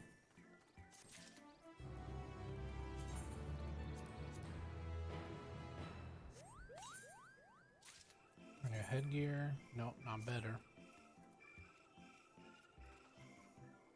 I don't think my 530 stuff's gonna get replaced. Yeah.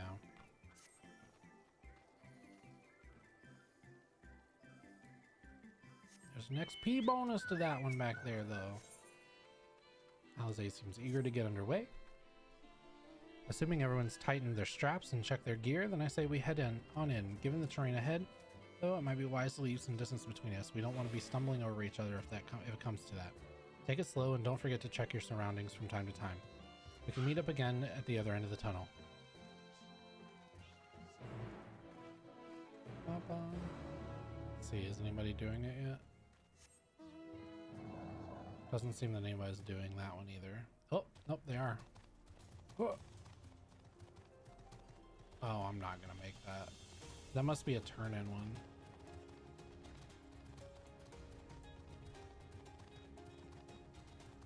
The way that's progressing so quickly. Oh, this is hey, these are the things I need. I need these for the hunting log.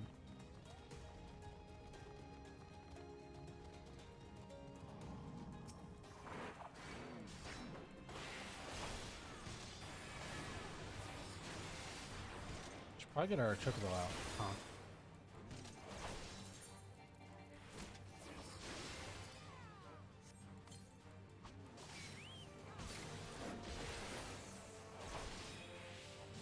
Just so we have a bud to help us along.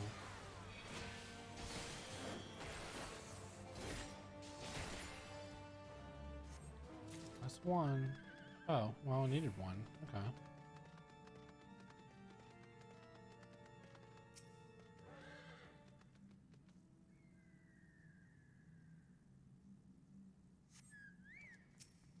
No more mithril caps.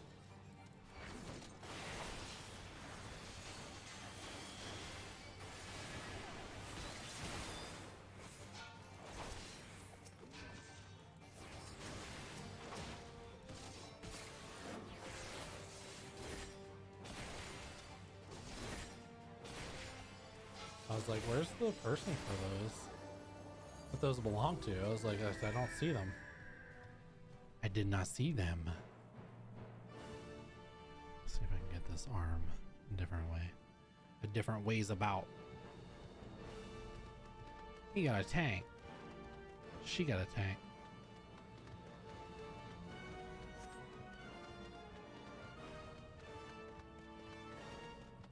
Down.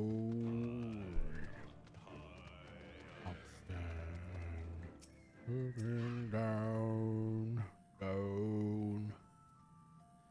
I just noticed my HP too. Consider, like, I didn't even pay attention to the crunch. Remember yesterday how I said like it's not gonna matter as much as people think? Like, I'm just gonna let mine come to me.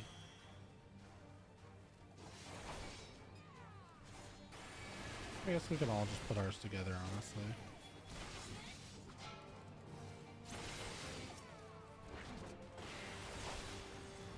Yeah, let's help each other out. That's what we're talking about. That's community right there. Young money. Fuck your bitch.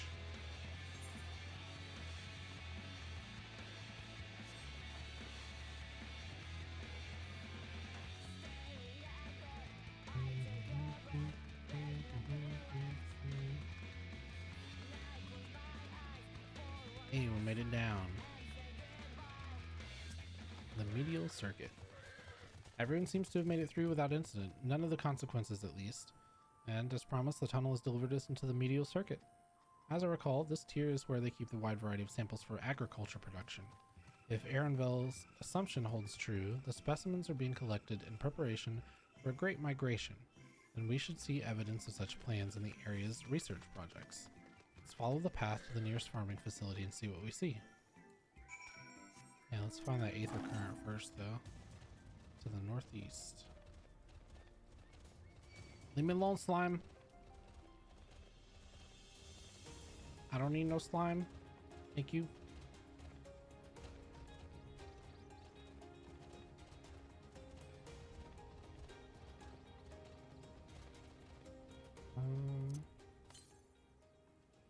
To the east. To the east? East is over here, homie. Was there a current inside the cave?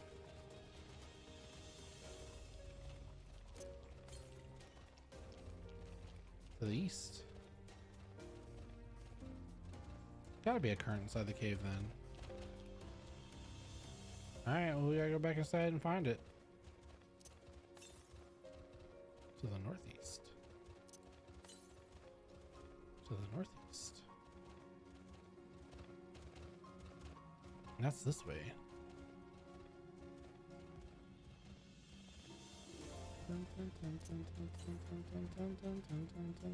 Oh, there it is.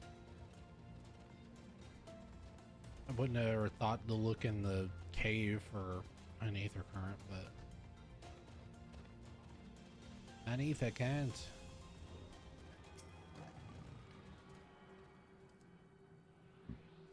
Let's get them. Excuse me. Yeah, chubby boy.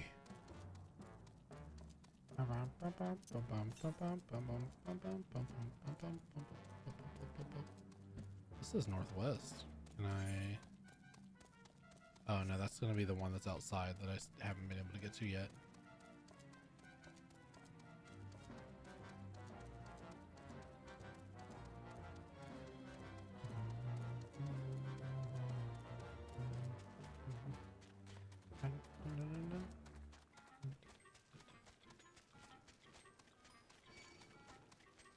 Okay.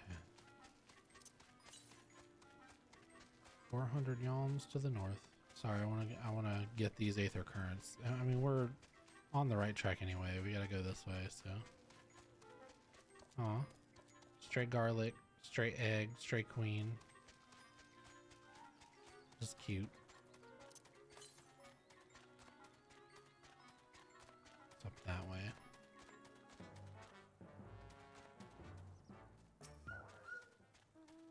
See what we see. It's crazy that all this is down here, but a volcanic place would be a good place to grow stuff for sure. Grapes, pumpkins. Ah, now I know where we are. This is Marial Agronomics. Marial Agronomics. The Brinthos is host to a wide variety of vegetation, which allows us to conduct studies on cultivation methods utilized in foreign lands. And it is this facility that coordinates and oversees those efforts. The fruits of their research go to to feed their Labyrinthos colleagues, or so I hear. More notable successes might make it to the Agora, foods so exotic you'd be hard-pressed to guess their origin, let alone how they might taste. Indeed, mystery vegetables without a name, only a list of nutritional benefits scribbled on a card. I see no gleaners hereabout, yet these workers seem to share that same sense of urgency. Is it possible they know something of the forum's plans and their underlying motivations? Worth looking into, wouldn't you say? Yeah.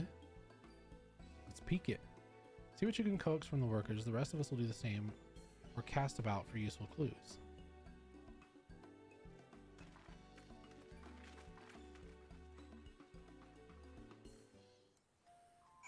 All right. How far out is this? 191 yalms to the north. Let's go grab this really quick because it's up here.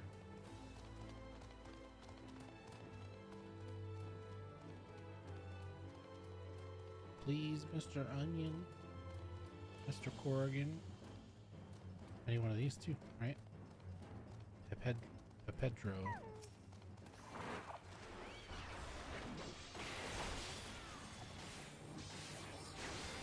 I don't know if I need one or two. Oh, I missed. I missed with something because my thing reset.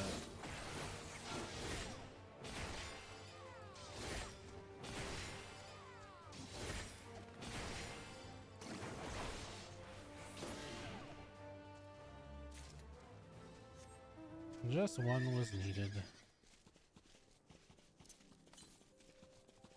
The east.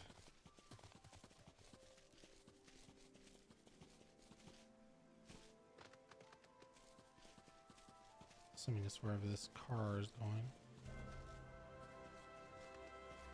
They hide in these bad boys. These little choco-pucker things. Monkey. Monkey big brain. Monkey carry a little bun.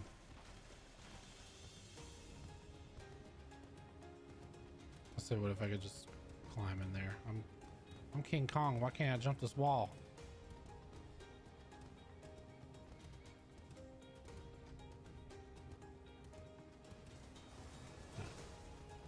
More of those mammoths. They look so weird. What crops are we raising? Well, as you can see, this one is a variety of grape. Keeps sliding down. Only needs a good source of sunlight to grow, and the conditions here are nothing short of perfect. Hardly surprising, given that it's native to a particular locale in the very place in which Labyrinthos is modeled, a region in the south of Ilsbard. It boasts remarkable habitat diversity, allowing for a myriad of flora and fauna to thrive. Chilly peaks in the north give way to the swaths of temperature plains, which in turn transition into hot, humid coastline. Such bountiful territory is ever contested, as you might expect, used to be called Corvos before Imperials renamed it to Locus Amonis. The forum saw it not as a prize, however, but a researcher's ideal environment, one whose climates we strove to recreate within the confines of Labyrinthos, has since provided a rich foundation for the countless experiments in cultivation. So, Graha's home.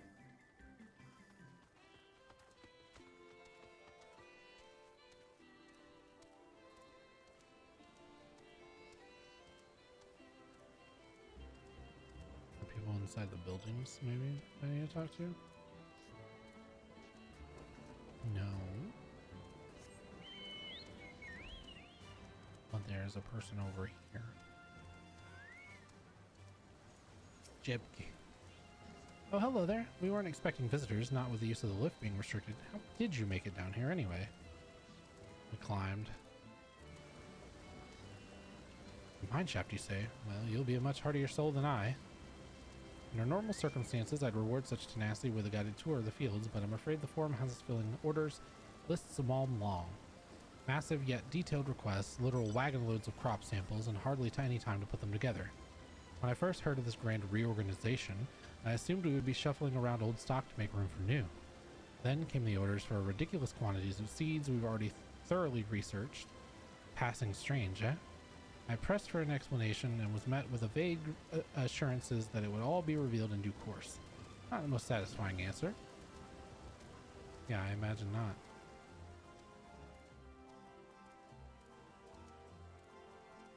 Monog. Monog. That's that vine. Monog. Monog. Badag.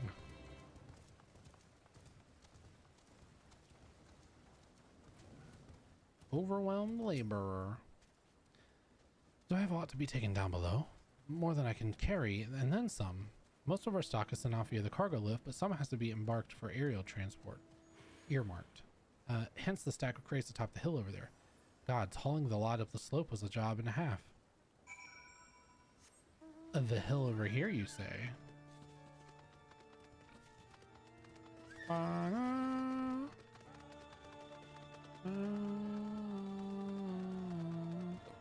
Roly poly. What up, roly poly?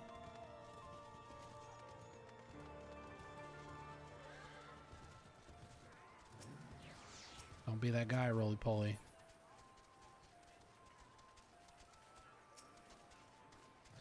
The labels on these crates tell a story of their contents. Bundles of common seeds and saplings accompanied by sheaves of reports.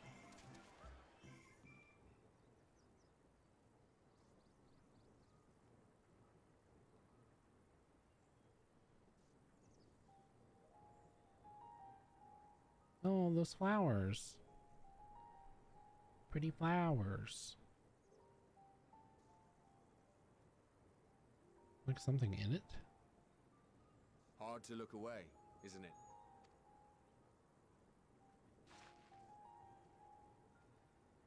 But they're more than pretty flowers.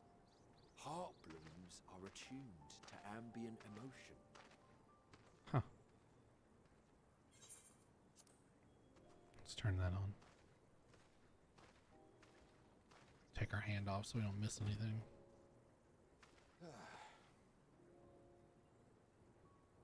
You don't seem convinced, but believe me, it's true.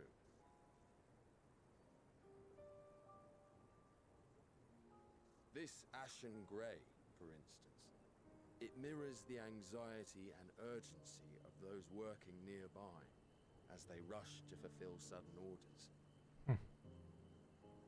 Intense feelings like those spur the petals to change color. Bright glowing hues in the presence of joy. Dark, subdued shades for frustration or despair. Yet even with the collected wisdom of Sharlayan at our disposal, we've yet to identify the underlying principle of this empathic effect. That's cool. And there are other mysteries besides. Although the flower is extraordinarily long-lived, its low reproductive rate has made it difficult to find younger populations growing in the wild. With too few sightings to map its distribution, and no closely related species to track, we've been unable to pinpoint its land of origin. Because it doesn't grow here, it grows on the moon. It's a moonflower. To further complicate matters, every culture, even dimly aware of its existence, has given it a different name and mythos. Our attempts to study it via the historical record have been an exercise in frustration. As an avid botanist myself, I should one day like to unravel the Heartbloom's secrets. But I'm afraid other duties must take precedence. I will leave you to your thoughts. Thanks, Chief. It's very informative. What up, fam? We just up here looking at some flowers.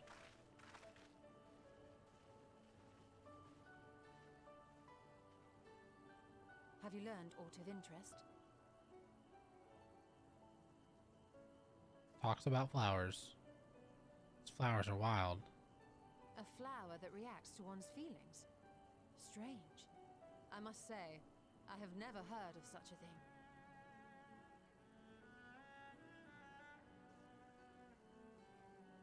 This is all very fascinating. But as it stands, we fail to gain any significant insight into the Forum's undertaking. Indeed. While there is certainly enough activity to support Erenville's supposition that a priority has been placed on improving food production, unfortunately for our investigation, these workers were never informed as to how their duties serve the master plan. Compartmentalization. If only we could interrogate the Forum members directly. Yeah, good luck. What was that?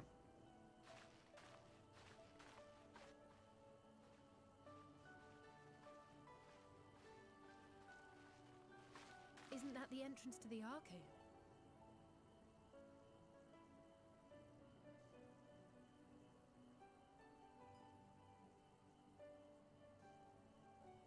Look, there. I think that's Erenville. A little difficult to tell from here, but I think you're right. He did say he was coming down to make his report. Erenville receives his orders from the Forum. Would it not follow, then, that the superior to whom he reports is a Forum member, or at least a close associate? You mean to eavesdrop on their conversation? What of the risks? Ours alone to bear.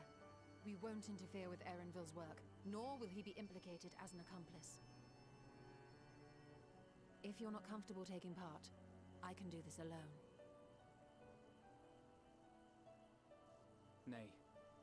I said myself that I wished to know Father's intentions. And no answers will be forthcoming should we simply ask nicely. Correct. We can apologize later, should it come to it. Right now, we need every crumb of information we can get our hands on. Consequences be damned.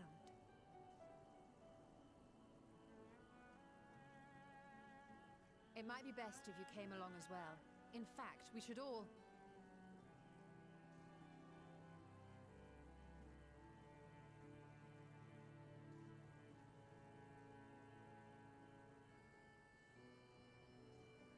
Cryer? What you doing, Kyle? Oh, yes. That certainly sounds like a plan. Well, I wasn't listening whatsoever. I'm glad you agree.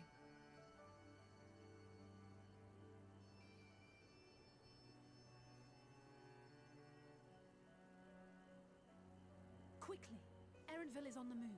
We need to get closer before we lose him.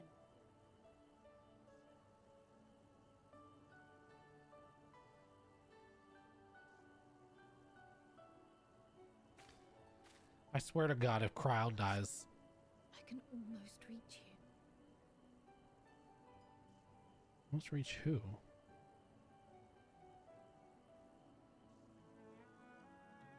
Who Crowd trying to reach?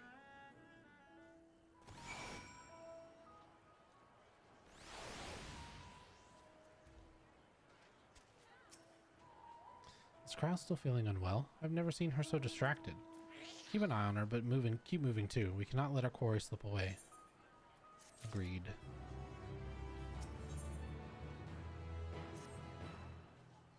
Erenville was headed westwards along the path outside the Archean. Come, we can still catch him. Get on our mounts and let's go. How many of these have we completed now? So Labyrinthos. So everything else is either Thavnair or Garlemald.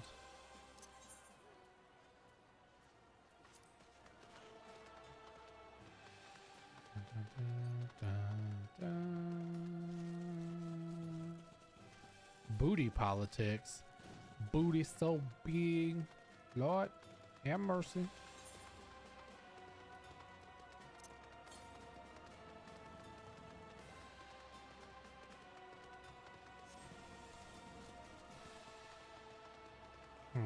That's sealed off down there.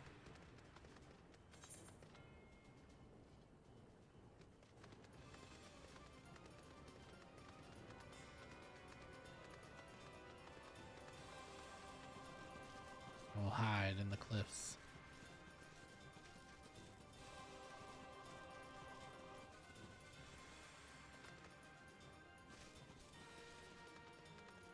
I should turn off the mount music. System sounds.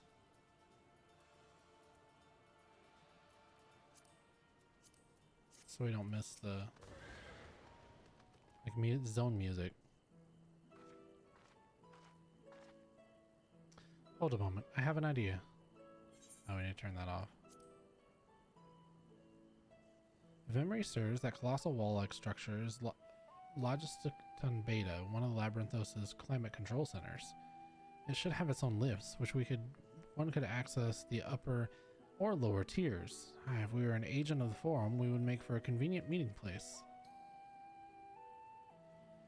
But even if we happen to find Erenville in the company of said agent, we cannot expect them to reveal the issues of importance as we nonchalantly strolled past. Nay, we shall have to remain undetected. Melangraha and his vanish spell were here. Oh, but there are other ways of turning invisible. Hippity hop, my little toads. Oh no, she turned us into frogs. Goodness. Brr, it's me.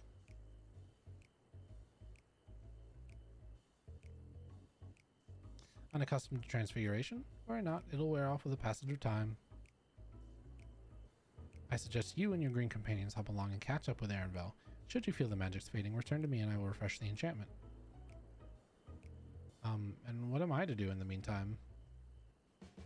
Wait here with me. In your current state of mind, you'd be as likely to leap onto the jaws of a predator as you would learn anything of note.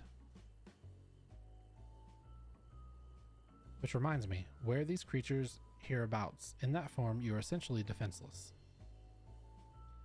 Change into a toad. Or frogs, ribbit.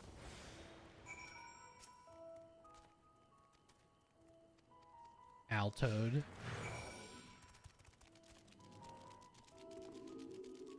Never mind my... What is it? Why is this like this?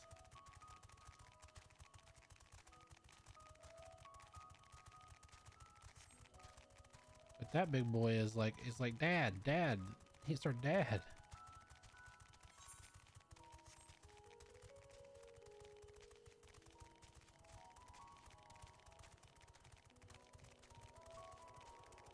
The big toad.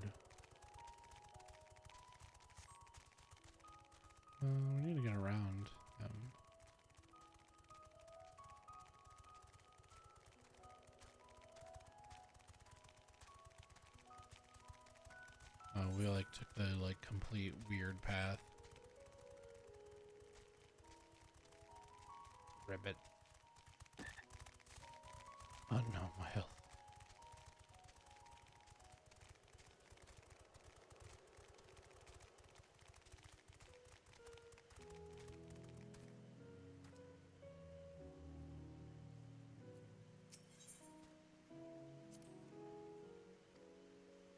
Altitude. Ribbit, ribbit, ribbit, ribbit.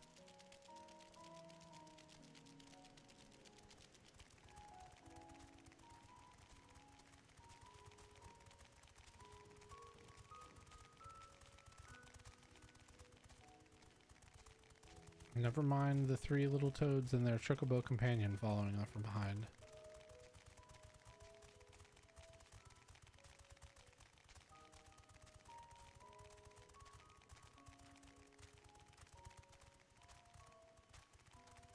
Ah.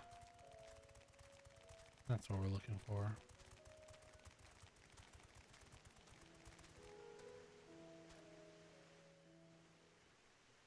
I wonder why. Oh, just 3 frogs just chilling out looking around.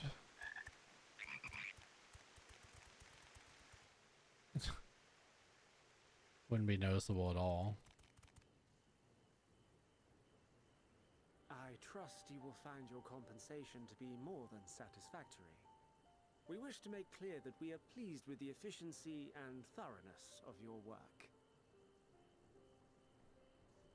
So much so that we have come bearing new tasks in need of your competent hand. No?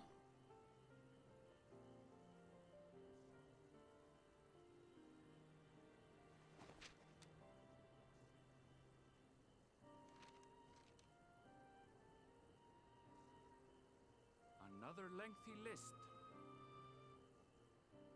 If I may speak frankly, the Gleaners have been pushed to the point of collapse by your unending demands.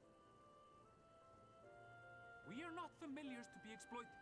We are Sharlayan scholars, and we deserve an explanation for this unseemly treatment. What warrants such urgency?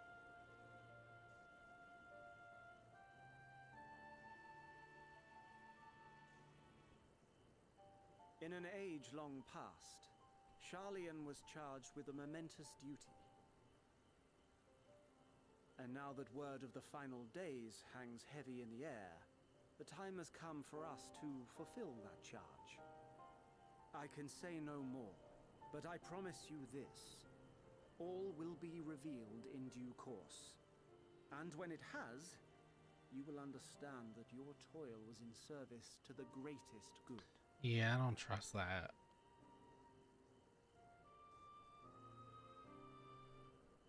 Then I will do your bidding. For now. For now. But unless you wish the Gleaners to rise up in protest, I advise you to offer tangible improvements for our working conditions. Your promised revelation does nothing to address present circumstances. A fair point. Your concerns will be conveyed to the forum. Why is he wearing like a veil? Like it really hides who he is.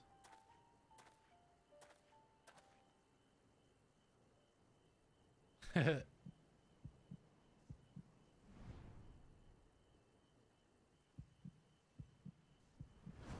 staring into our frog soul.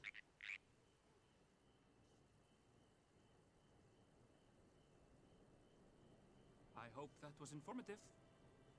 You may consider my debt to you repaid in full. He's like, I know it's While you. I do have my reservations about the forum, I want to believe that they have our best interests at heart. Which is why I'm reassured that you're busy sniffing out the truth of things. We can ill afford to place all our eggs in one basket, this master plan of theirs, without first understanding the risks involved.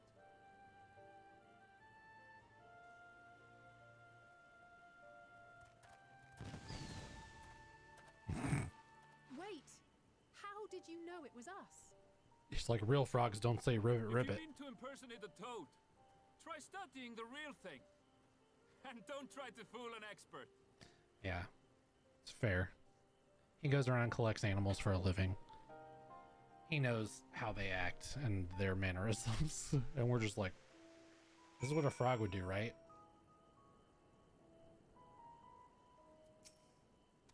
I suppose we should have known that a gleaner who specialized in animal procurement would not be so easily deceived. Yet he seemed inclined to put his trust in us all the same. More importantly, perhaps we discovered a new piece of the puzzle, this momentous duty the forum agent mentioned.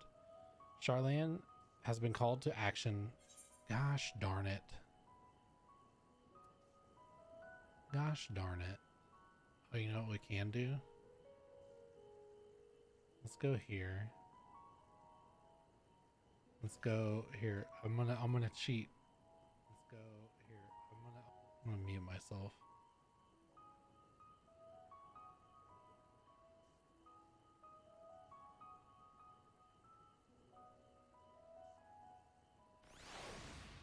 I'm gonna watch my stream and tell you what it said.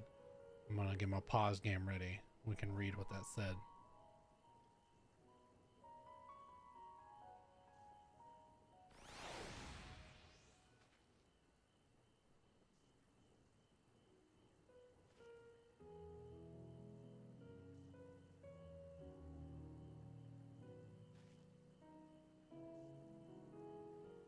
Sharlayan has been called to action, and the Tolof Roy's declaration was the catalyst.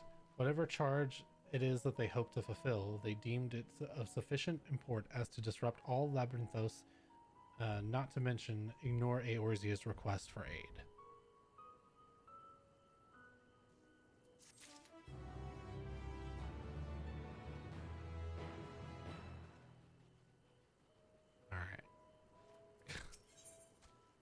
Guide of sorts. Oh, this is the forum. Alizé is staring off in the direction of Erenville departed, a thoughtful look on her face. What duty could warrant the direct involvement of the forum and the commitment to all its resources? Judging by what we just heard, none of the gleaners were offered any kind of explanation at this point. It seems abundantly clear that we'll learn nothing new by pressing them further. We should head back to Yustola and Kryl for the moment. See what they think of this.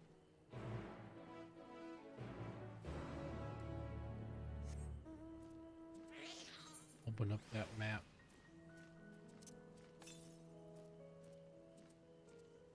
Southwest. So I'm getting down this way. Let's chill on that for a moment. Bite the pellet. Right.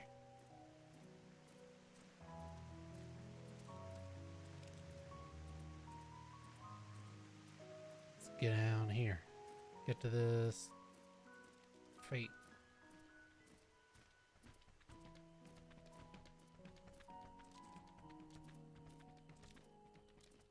Bunch of oozes.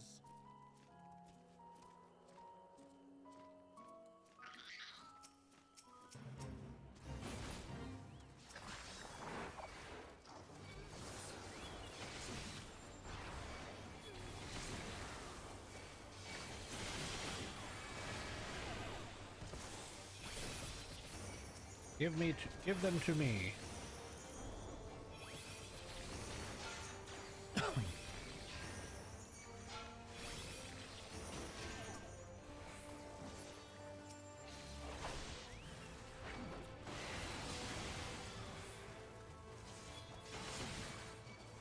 Oh, forlorn maiden.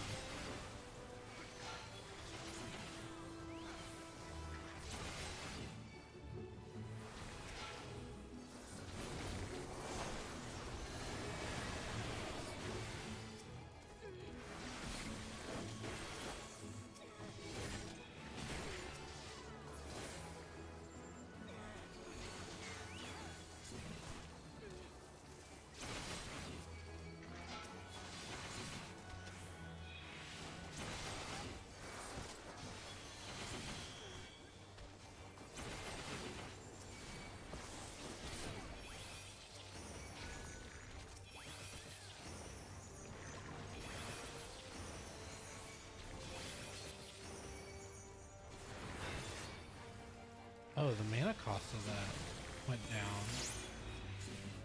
Hey, that's a pretty good experience. 174,000. Nice. More gemstones.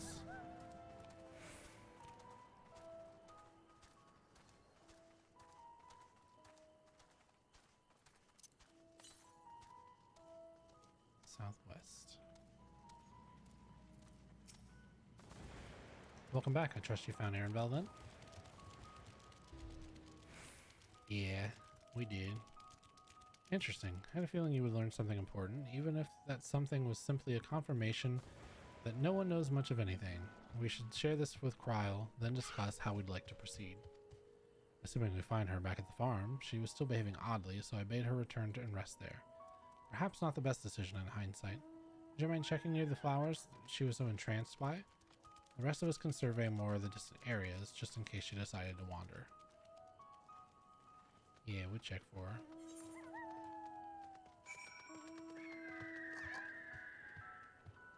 Make sure she's alright.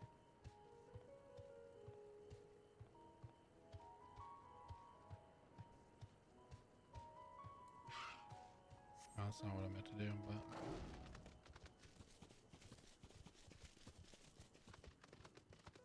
yeah, we're gonna have to go around, guys. Everybody's like, why can't I go straight through?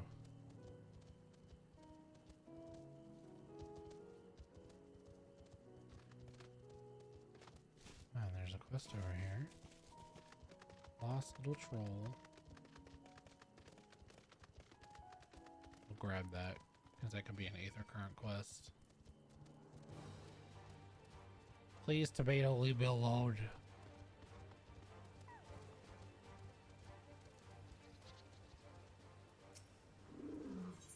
Yep, see, I knew that would be an Aether Current. Oh, dearie me.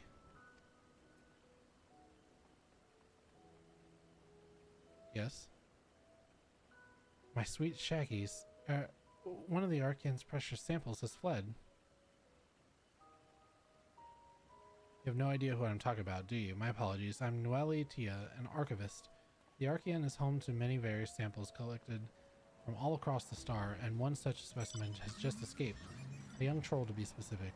Oh, I hope he hasn't been set upon by the local predators. Listen, I promise I can compensate you, so would you please help me retrieve the specimen? Yeah, sure. Let me go get the little boy. My thanks. I'll continue my search of this area, and I'd like you to check the 33rd facet. Once you've had a comprehensive look about, please meet me at the Archaean and report your findings.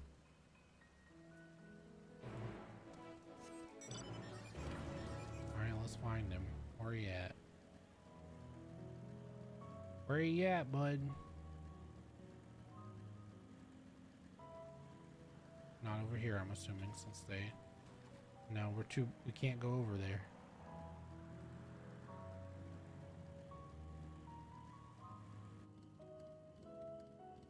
Oh, wait.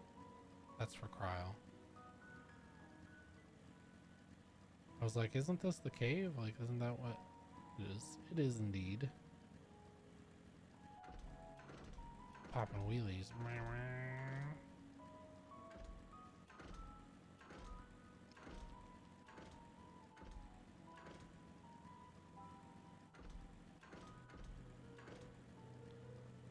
Gotta go find him in the cave.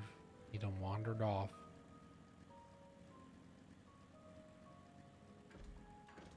Where you at, bub?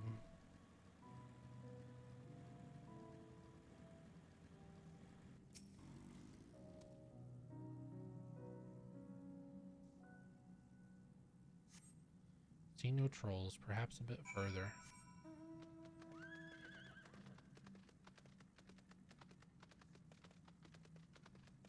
Can we climb up that? I suppose we could. Why didn't I just go up that the last time?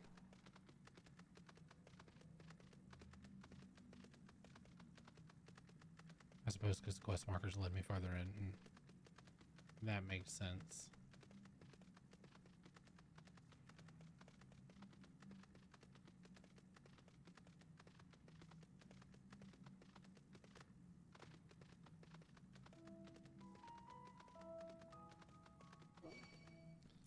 Sir, I am just here looking for a lost little troll, okay?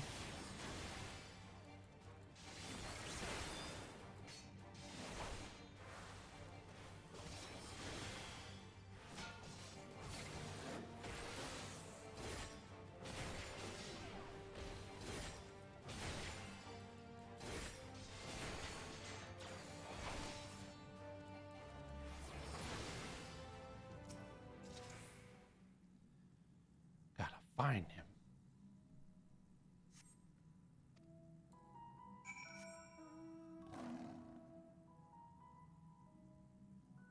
we have to go all the way back up? I suppose we can't ride down, so yeah, I guess we do.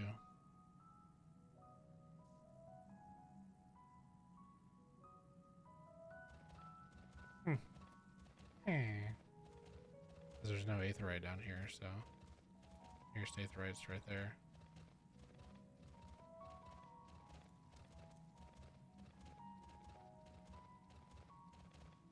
Yeah, there's no way I make it to that. Maybe I'll just jump off. I'll just jump off next time. Break my fall. It's alright. I can break my fall.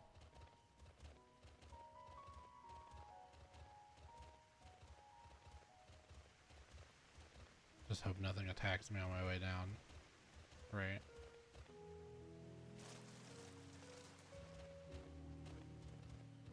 Nabrui. Oh, just random level 80 striking dummies. It's an odd place to put them.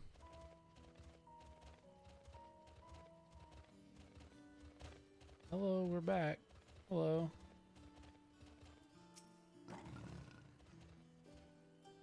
I see, I was unable to find the specimen either. However, I did meet someone who claimed to have seen it down in Mornvale Forest.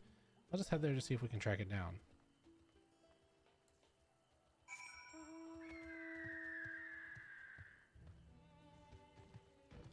Okay, no, it just stalks like that. I was like...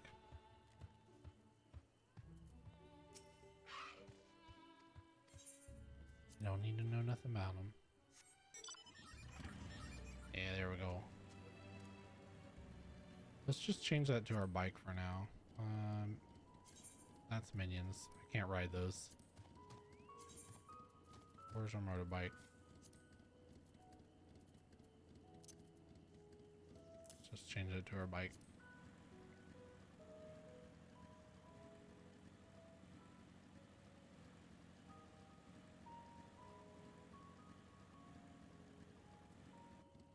We should go ahead and resummon Horus because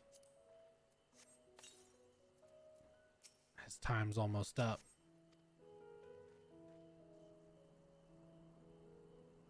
I've uncovered Specimen's trail. It should be close by. If you find it under any threat from local fauna, you may dispatch its assailants. Oh, and how nice, eh?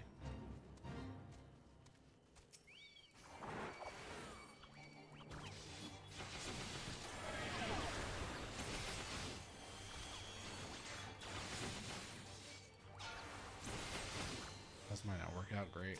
There's not as many people here doing this as earlier, so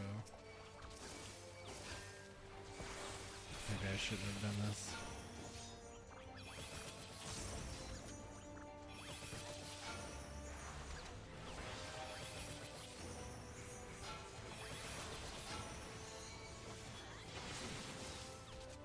Probably heal myself.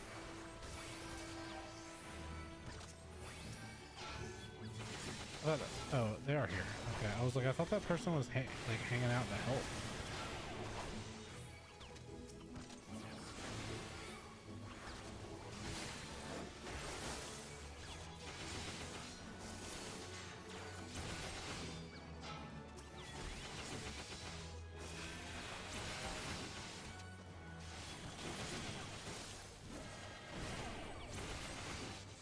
Bosom buddies.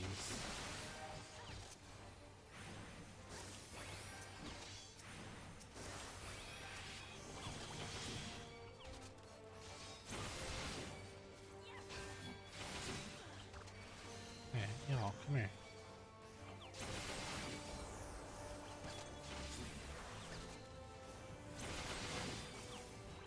Let's all help each other.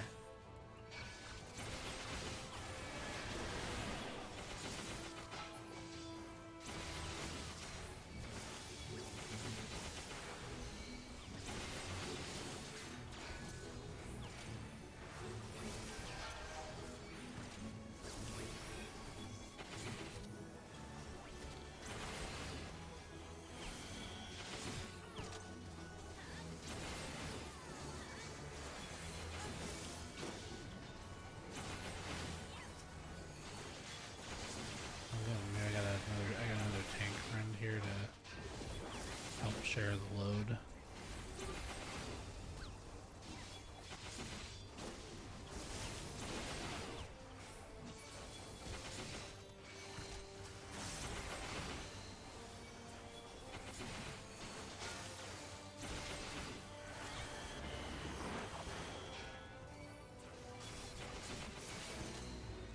$220.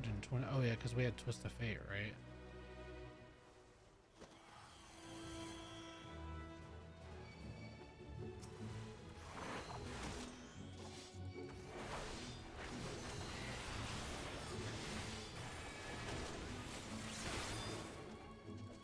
He attacked me first. He's really cute.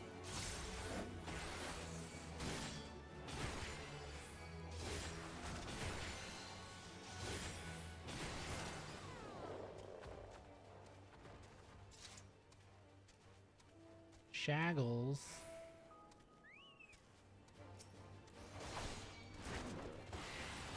He's here with like his parents, or these like his parents? He just came to see them. That's so sweet. Troll ruffian.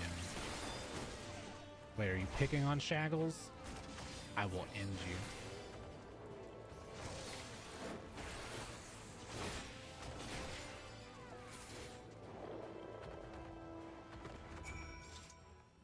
Look at him. He's just a baby. He's just a little baby. You hold him. Just a little baby. He unsure.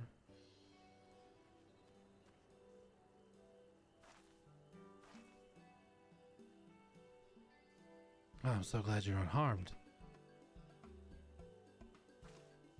You're all safe now. Come on, let's go home, sweetie. Grr, buffoon, grr. Wow. The arcane is under threat. I must do something. Grr.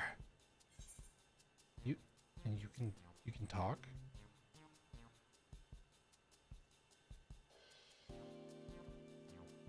You can understand me?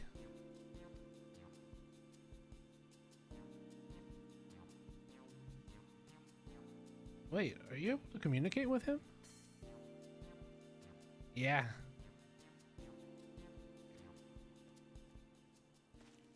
Incredible. I've never met someone with such skill before.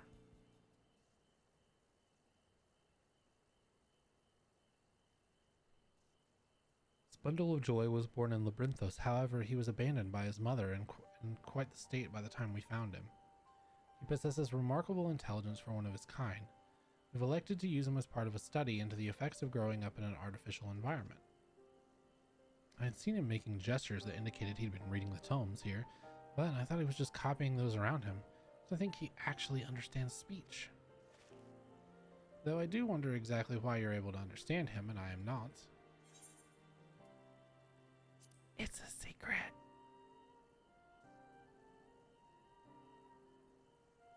Really? Oh, what? What I wouldn't give to understand those too. You possess the echo, don't you? I find it difficult to the way you kind of, but I suppose it makes you understand my general sentiments. I happen to learn a said power from the tomes of the Archaean. Honestly, that buffoon over there is surrounded by a sea of knowledge and he makes no effort to engage with it.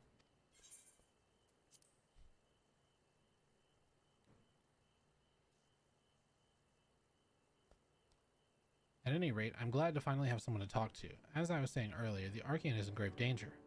Some gleaner managed to bring down woodworms and bring woodworms in with them during a visit. If we leave them be, they're bound to cause irreparable damage to the materials of the facility. I tried my best to tell the buffoon, but it was no use. That's why I took a chance and went out in search of some of my own kind to see if they would help. But you saw how that turned out. Well, what's he saying?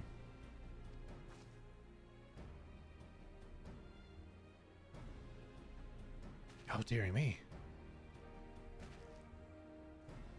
Still, it is most courageous of him to try to solve the issue on his own. Now that we're aware of it, we need to sort out this pest problem at once. Would you mind helping out a little longer? You're the only one who can understand him, and after all, he seems a mom's ahead of us with regard to the situation at hand.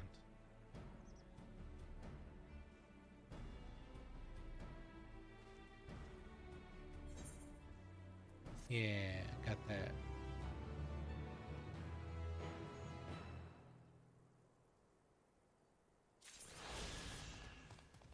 All right. So we did that side quest. Now we gotta go back. I go back and jump off this cliff. Can I just jump from here? Make my way over there?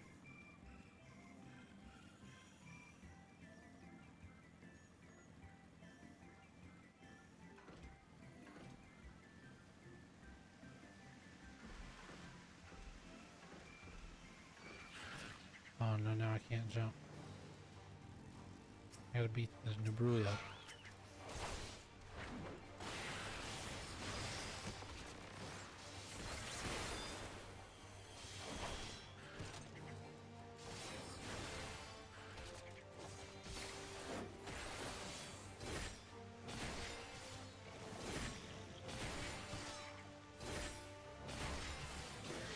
Got him.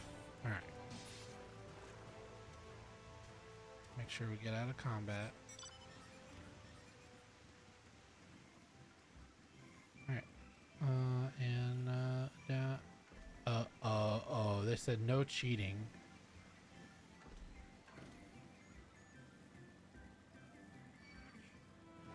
They said you thought, and I said, yeah, I did. I did think.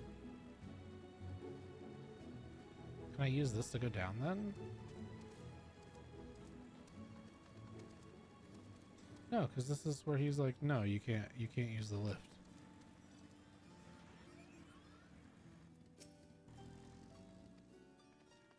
Turd. Turd. That'd be my insult as the warrior of light, running around just calling people turds.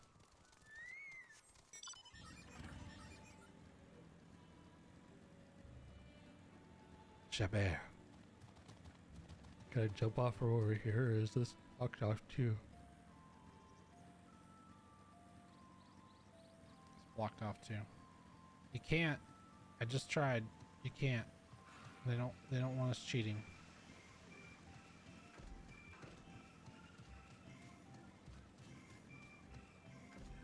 Gotta go back through the cave.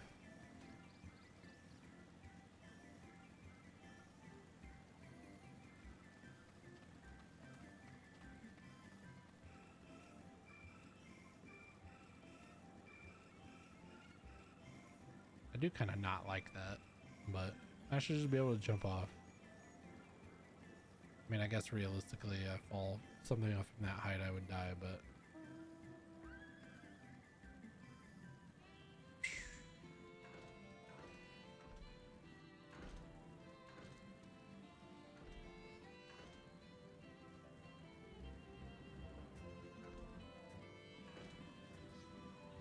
Oh dang, I tried to do a sweet 360.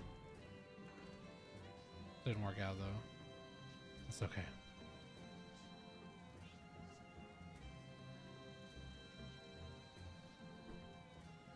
What's up, love? Now I opened the window. Still didn't help.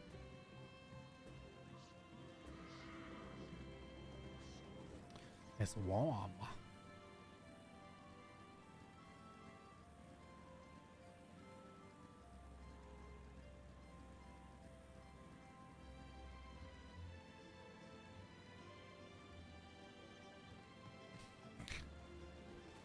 Somebody said, when do I get the Shadowbringer?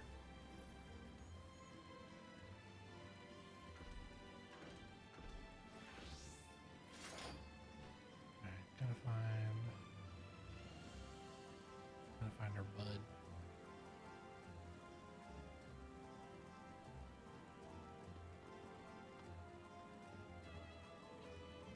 Well, up on the hill where we left her, duh. I got their Angelo. What? Dixie. Dixie, get down. Hey, I'm talking to you. Get down. Hey, I'm talking to you. Get down from there. Dixie. Come here. Get down. Good girl. I just baited you with pets. Here. There you are. Ugh, could y'all not be all over top of this? Thanks.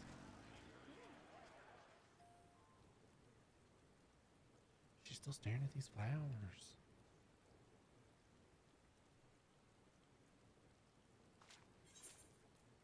Just in case, because I don't want to click through these. No?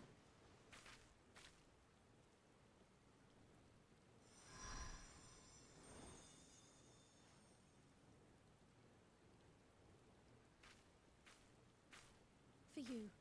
The spell will keep it from wilting. She said you would need it for the journey ahead. Oh.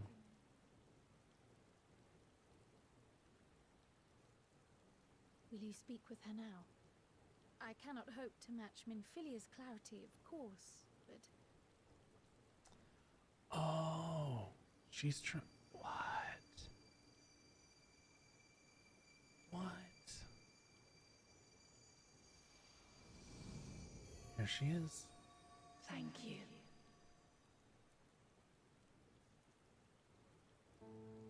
Do not worry. She has lent me her body for only a moment. Just as I could not save the first from the flood of light, it has become arduous for me to interact with the physical world without assistance. Though I might converse with you for a time, the incorporeal form I assumed on the ship would be incapable of casting even the simplest enchantment.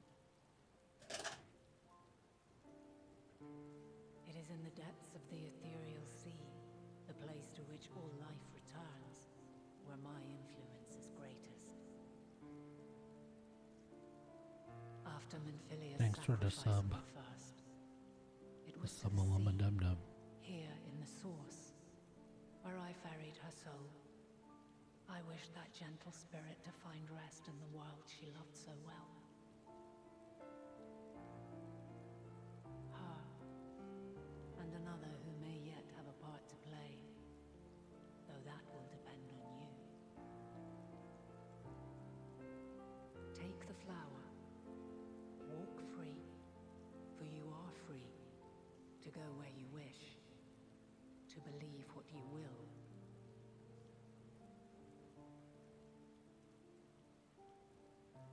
That blue will be your guide, test and proof of your conviction. In darkness, seek joy, surrender not to sadness, and see beyond despair. Walk free and bear the light for others to follow. Together, raise it aloft and let it shine till the end, blinding and radiant.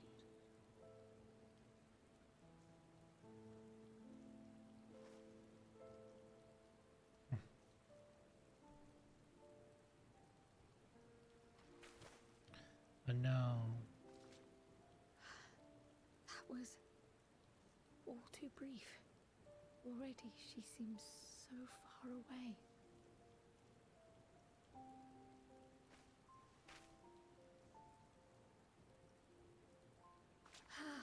My apologies if I startled you.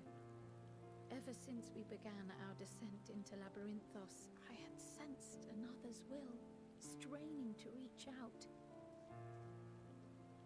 Even with my particular talents, though, I was unable to make a connection at first. So weak and tenuous it was. Once I took hold of that wispy thread. Imagine my surprise to discover it was Heidelin herself. Needless to say, it seemed wise to learn what we could before letting go.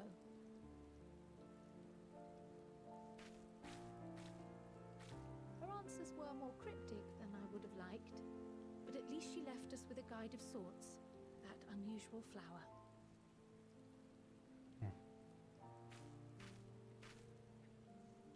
Yes, we are definitely making progress.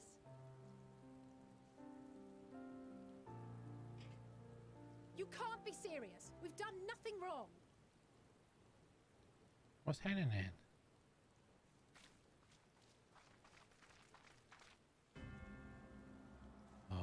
Lord.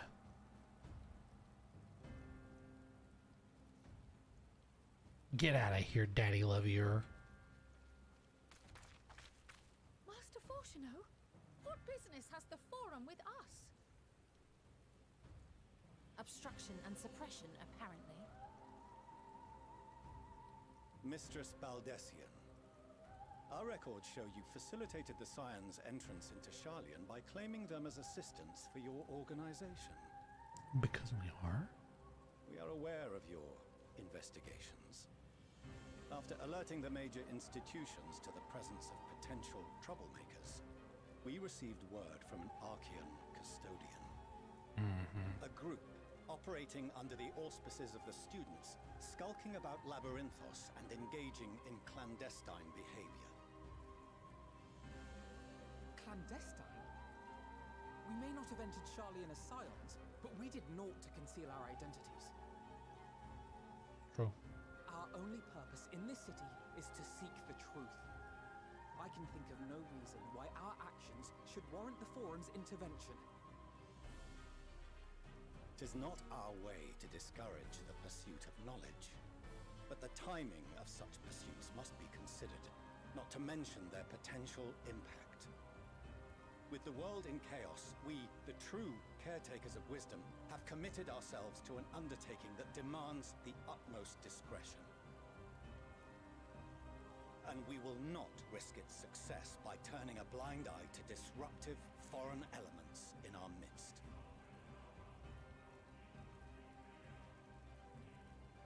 What then is to be our fate? Will you put us on a ship back to Eorzea? The Forum will convene to examine your case. The results of said inquiry will determine your future in this city.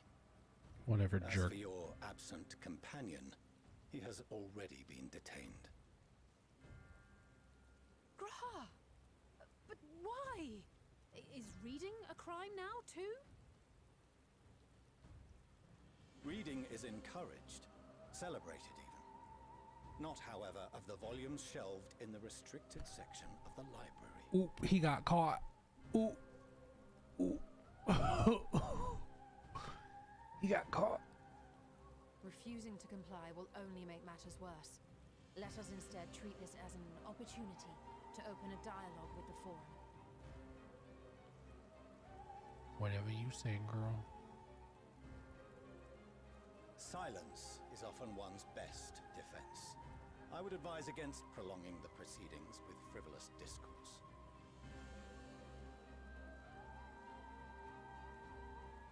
But enough. This is not the place for debate. The rostra await.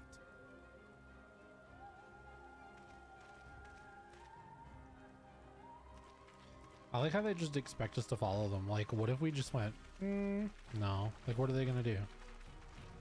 Bunch of fucking nerds. What are you gonna do? Throw books at us? You gonna put us in a book? Fucking nerd. Oh, is it not letting you get in 2002?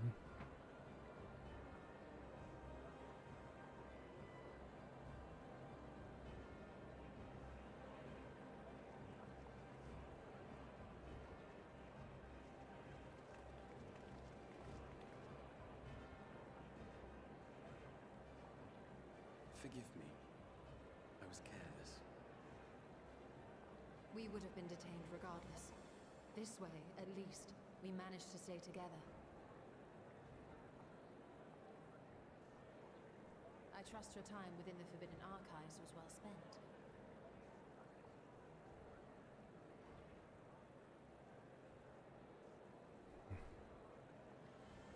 The Forum will come to order. This inquiry is now in session. As Speaker-elect, I will be presiding over the day's proceedings. Master Fortuno, would you be so kind as to restate the matter which compelled you to summon your colleagues with such urgency?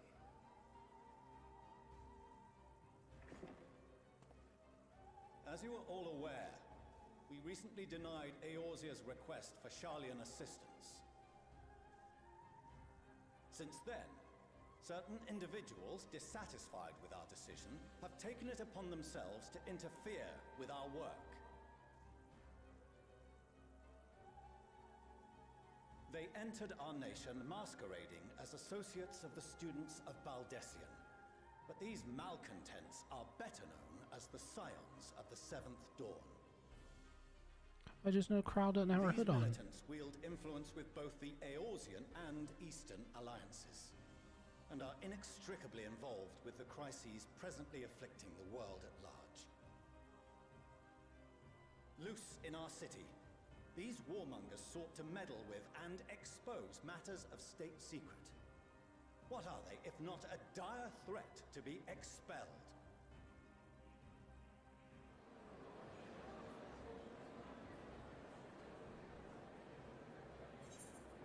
You have tarnished the good name of the students. Galuf would be ashamed. Look at here. Okay, first of all, I want to say that nobody else called this. It was Daddy Levier sticking his nose in places. His little informant man at the lift that was like, oh, hey, there's some people here. You little turd. Could have just let us read books. We're not doing anything bad. We're just reading books and figuring stuff out, okay?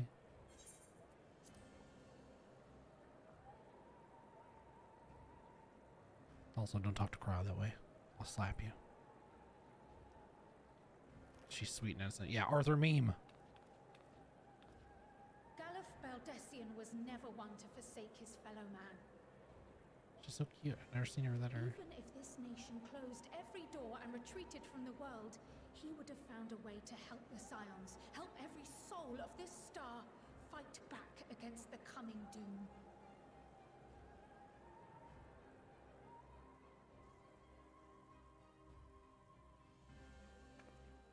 Yeah, quiet now, aren't you? A terrible enemy stands poised to lay waste to all we hold dear. In the face of such madness, Eorzea reached out to Sharlayan, a respected ally, in the hopes of forming a united front. Was your curt dismissal truly the best you could offer? Or are you so preoccupied with your momentous duty of an age-long past that even the end of the world is unworthy of your attention?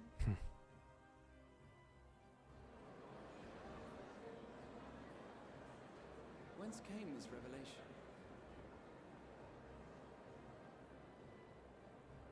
From the mouth of a forum member within fortuitous earshot.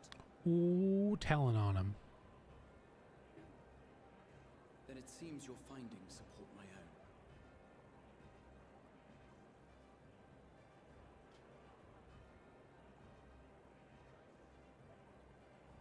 The reason I visited the restricted shelves was to study records of the Forum's policy-making process, to better understand the historical trends underlying their most major decisions. At first glance, the positions of neutrality in war and the accumulation of knowledge above all else appear constant and consistent, the unchanging pillars of Sharlayan society. And once upon a time, I might have left it at that. These days, however, I am more attuned to the subtleties of governance, and so I noticed something odd.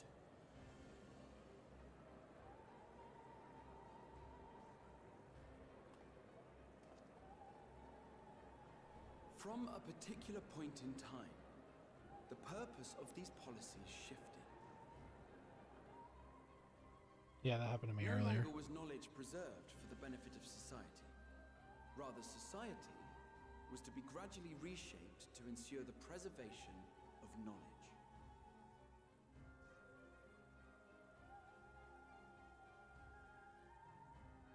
The most conspicuous and telling change was the one which befell Labyrinthos. Once little more than an oversized storehouse, an enormous allocation of funds saw it transformed into an advanced research and archival facility. I also discovered a fascinating account on the finances of our Dravanian colony. The settlement attracted students from far and wide, and the connections and tuition fees thus acquired were funneled into further improvements for the archives. Now, There is no question that our nation's progress is tied to the acquisition of wisdom. Nevertheless, the vast resources diverted for this purpose borders on the obscene. But returning to the matter of when, our change in course appears to have been made some 270 years ago. The very same period when Sharlayan scholars in the hinterlands began a formal study of the ethereal sea. You found something, did you not? And whatever it was, gave rise to your oh-so-important duty. Mind your tongue, Archon. If you had seen...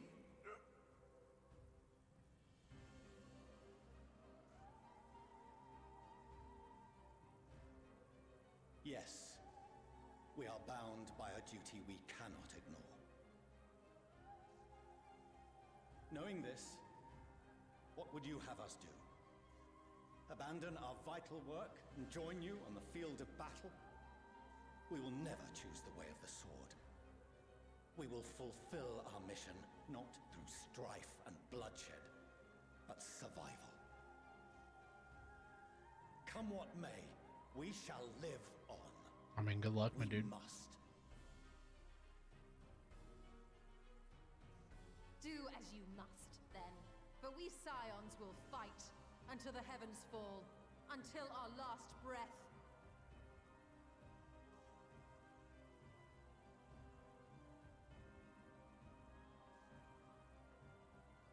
Such misguided zeal. Tell me how it's misguided then, homie. Tell us how it's misguided.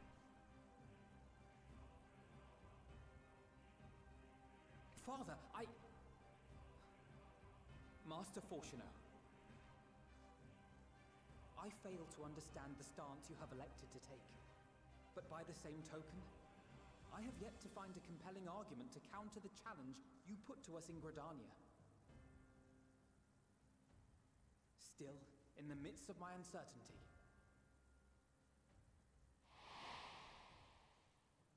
I must trust in myself to do what is right, as others have chosen to trust in me.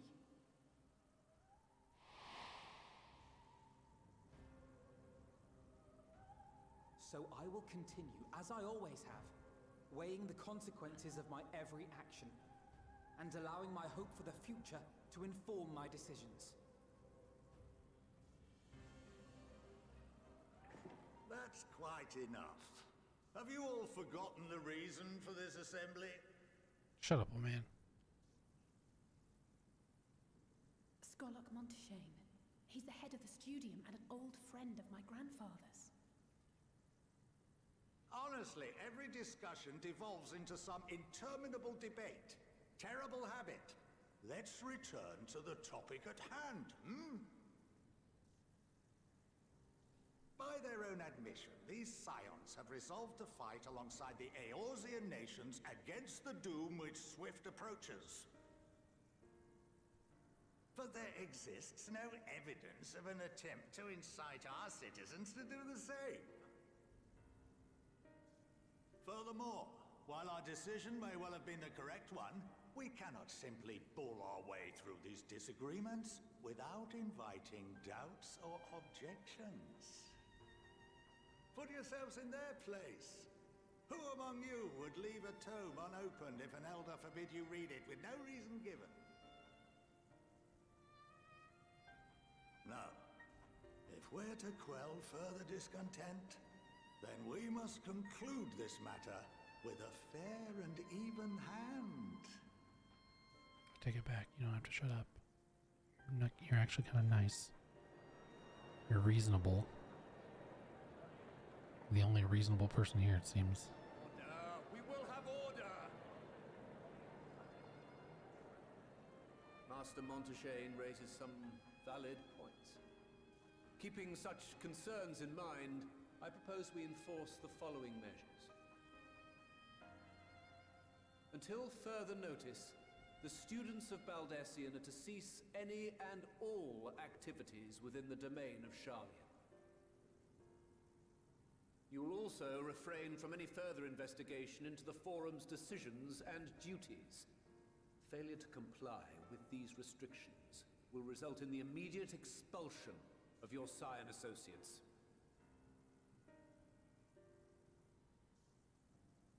Let us put this judgment to a vote.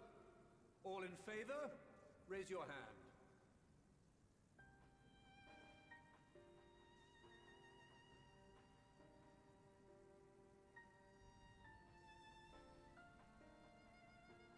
It doesn't seem like a lot.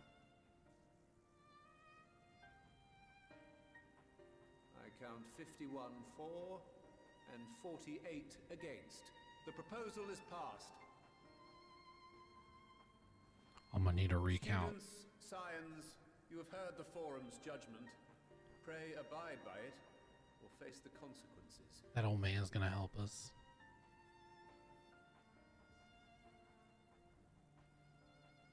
Honored members, I thank you for your time. This inquiry is concluded.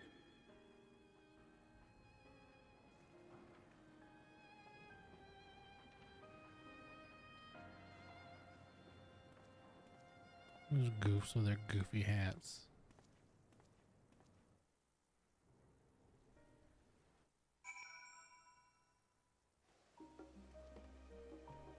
Dang, look at this demon. Arlen Jenkins. He stands looking out over everything. What a badass. Go get him, Arlen. I almost called him Aaron at first, but I saw the L. Well, at least we have been allowed to remain in the city, and our endless investigation will not have been in vain. We now know that this mysterious duty of theirs began with whatever the Forum discovered in the ethereal sea. With our freedoms so sorely curtailed, however, we'll struggle to learn a lot more than substance here in Sharlayan. Yeah, level 81, we did it. Oh, we didn't look to see, like... Holy Sheltron. Does this replace Sheltron? This should replace Sheltron.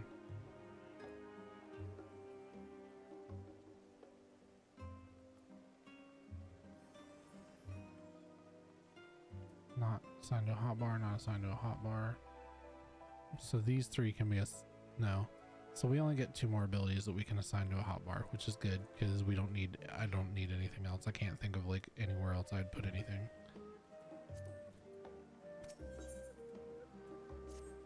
Alize has a look of dissatisfaction. Of course. I mean, I probably would too, so. The overall picture has grown quite clear, yes, but that's in spite of the Forum being so maddeningly vague about this duty of theirs. Why are they so reluctant to explain their actions in plain words? Survival, come what may.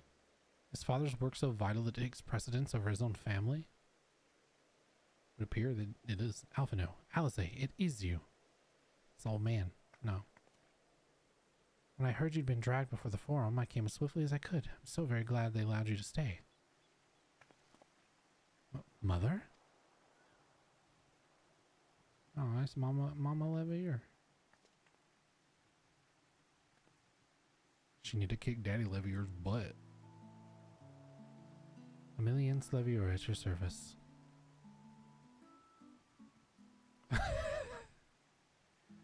Mother, please, we don't wish to make things difficult for you. If word reaches Father that you were here... Oh, bother that. Am I to be chastised for speaking with my own children? I'm well aware that you and Master Fortuno are not only on the best of terms at the moment, but I've been absolutely desperate to see my darlings again.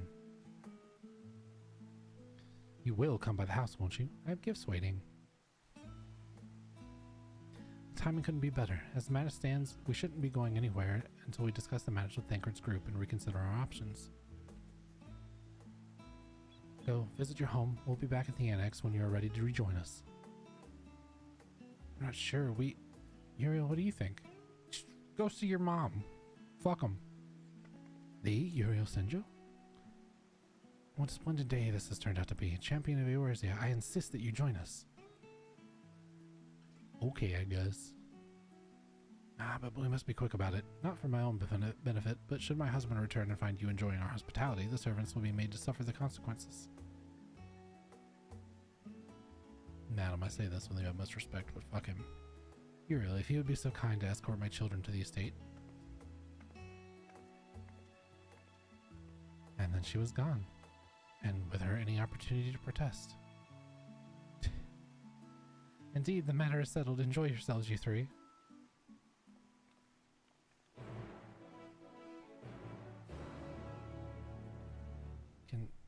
What do you need open? Did you open it? I don't have my knife, so it's in the bedroom. But I'll find something to open it.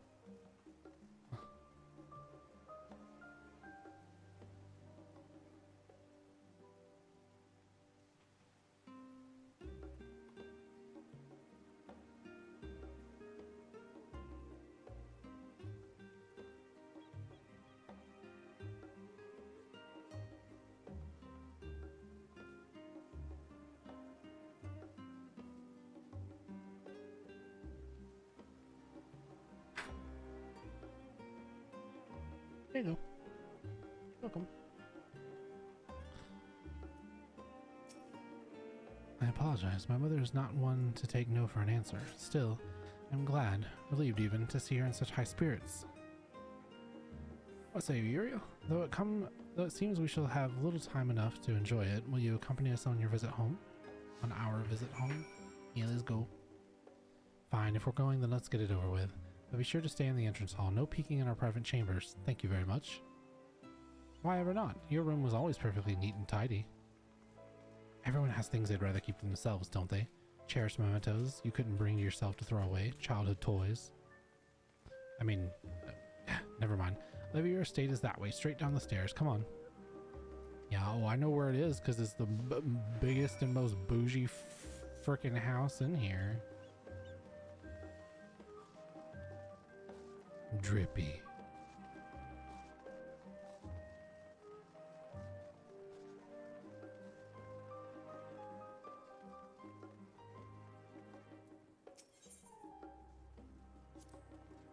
When Alice and I were little, this bridge was as far as we were permitted to wander alone.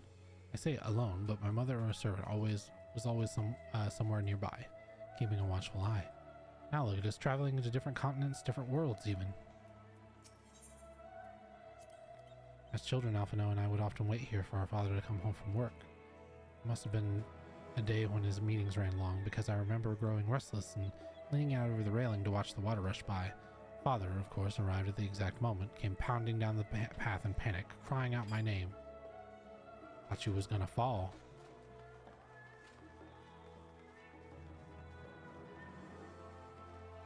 Alright, Levy or babies, let's go into your house.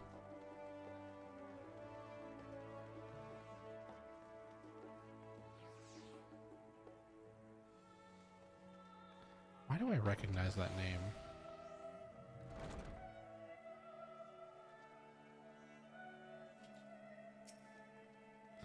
And here you are at last. Please, do come in.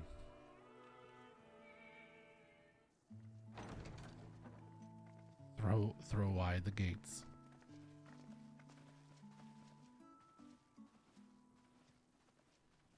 Welcome home, my lady.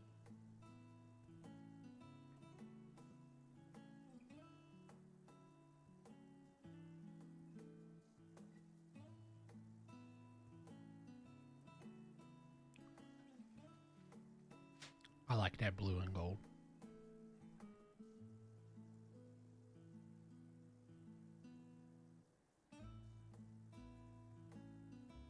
What?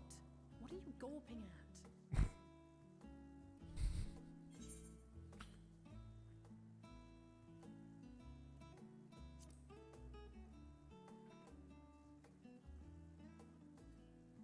I'll have you know I'm quite fond of the Rising Stones.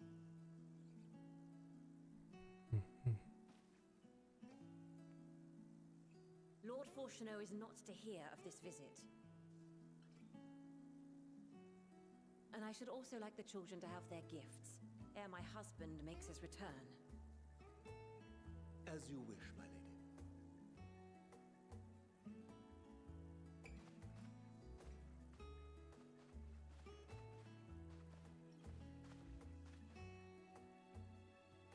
Alphino, Mistress Alice, if you'd accompany me upstairs.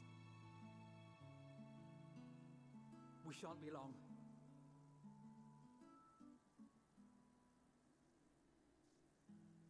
Are they going to get a change of clothes? What are they going to go do upstairs? Just left with her mom, like. The twins have been sending letters home from time to time, recounting their latest adventures. Hi. I am sure Hi, they Mom. withhold certain details, of course, if only to keep me from worrying. Yet a mother worries all the same. In the early days especially, I tried to support them as best I could, sending the Scion's coin and other such donations. Fortunately, they have found the strength to overcome adversity time and time again. Their words grow more confident with every letter, their depictions more vivid. The triumphs and defeats, the joys and sorrows. It is clear that they have come to find value in every experience. But of those they treasure most, it would seem that meeting you might be the most impactful. Why, since that fateful day, I do believe there has not been a single missive in which you were not mentioned by name.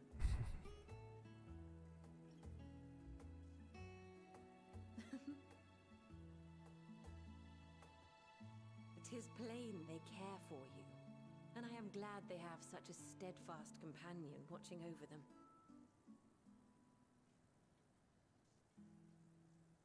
Under normal circumstances, I would offer you tea, but alas, these are anything but. In any event, why don't you keep me company whilst we await my children's return? Perhaps you might regale me with a tale or two of your exploits.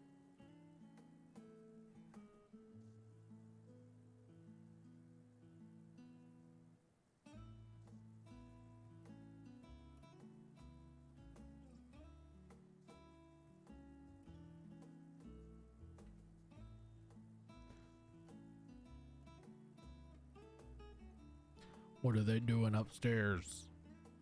Yep, getting a change of clothes, just like I thought. When you mentioned gifts, I wasn't sure what to expect. Mother,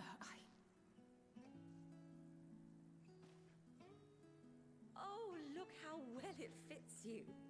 And the style is to your liking? I want Chanel to walk in so I can give him like a bat bat. It's perfect. Exactly what I would have chosen. But please, tell me you had something different made for Alphino. Naturally. Hello, welcome back to the land of the living. Hi, see it. And while I shall miss dressing you in those precious matching outfits, I must respect the individuals you've grown to become. See for yourself.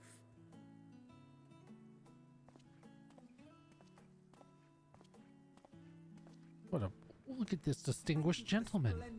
Ah, yes. Stylish, comfortable, Very and distinguished. eminently practical. I am so glad you like them. They are, however, missing one final touch.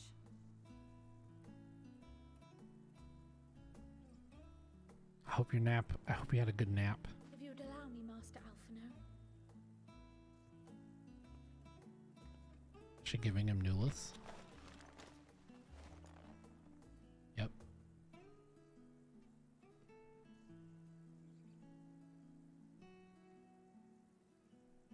Wait. Are these... A sage's tools of the trade. They belonged to your father.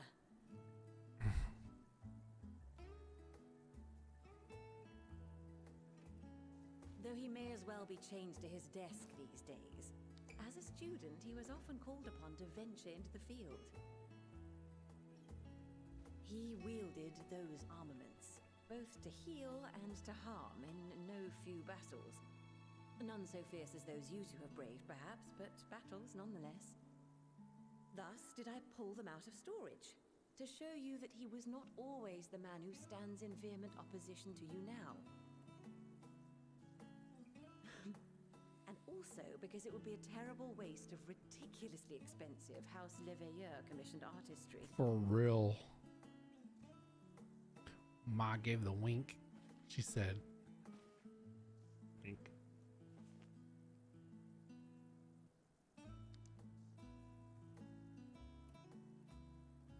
I am told these devices are quite difficult to master, but someone of your extensive experience should soon have them darting about with grace and aplomb. May the wisdom in that crystal serve you well. And please, try to find common ground with your father, that you might come and go without need for this awful subterfuge. I don't know if it's gonna be that easy, Mama. I stand Mama Levier. I love her. How supportive she is of her babies. We will, Mother. I promise. She says, I don't care what your father thinks. You're coming to the house. Get over it. My final gifts to you before you run off are an observation and a suggestion. Firstly, Fortuno has ever been a serious man, but it was only after you were born that he truly lost himself in his work. I may not know the Forum's inner workings, but I know your father's. The timing of that change in him holds some significance. Secondly, do not seek to best your father with words. Far better that you simply show him. Let him discover the merit of your actions, after they cannot be undone. Do it and then ask forgiveness. You got it straight from Mama Levier. She said, just do it, babies. Just do it. Oh, Mother. I love I her. shall take your wisdom to heart. Thank you again for these gifts, and farewell for now. Safe travels, Look my at that, children. baby. Eat well, stay warm, Hey, baby. and keep your friends close. Come here. Come, Daddy. Baby, you're safe. Mama's just vacuuming. Allie's terrified. Yeah, we stand Mama Levier.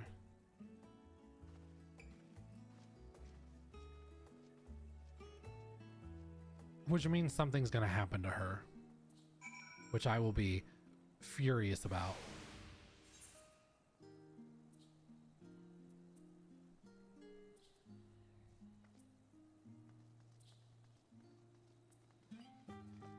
Alize. I hope not either. I love her. I want her to be my mom. But you know, they made her such like a lovable character. You know what they do to lovable characters, I see it. You know just as well as I do.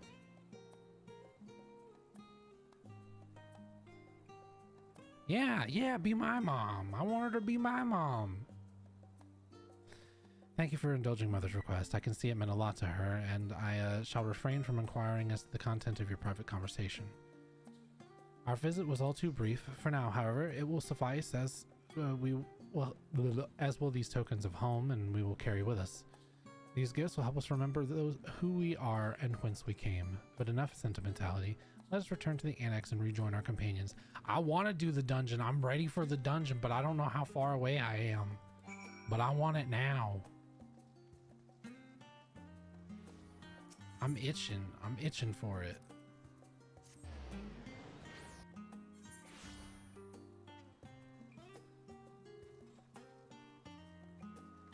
I probably have to do Thavnair next before I even get into a dungeon. Oh, very close. Okay, good. Good. Excellent. Good.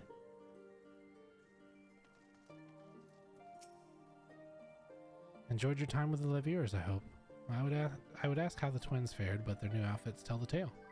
I hope we can help them reconcile with their father, that they might return home one day and their heads held high.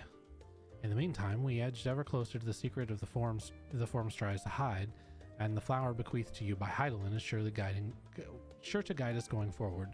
I'm confident that you've scouted the situation in Thavnair. Once you've scouted it, we'll be well equipped to plot our next move. Okay, so to Thavnair it is then. Alright, away we go.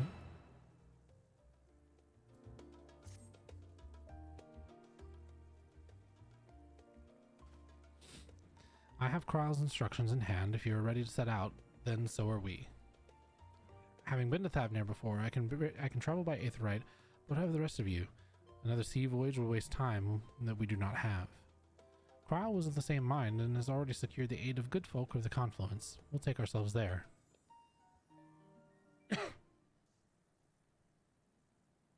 The Confluence, thou sayest?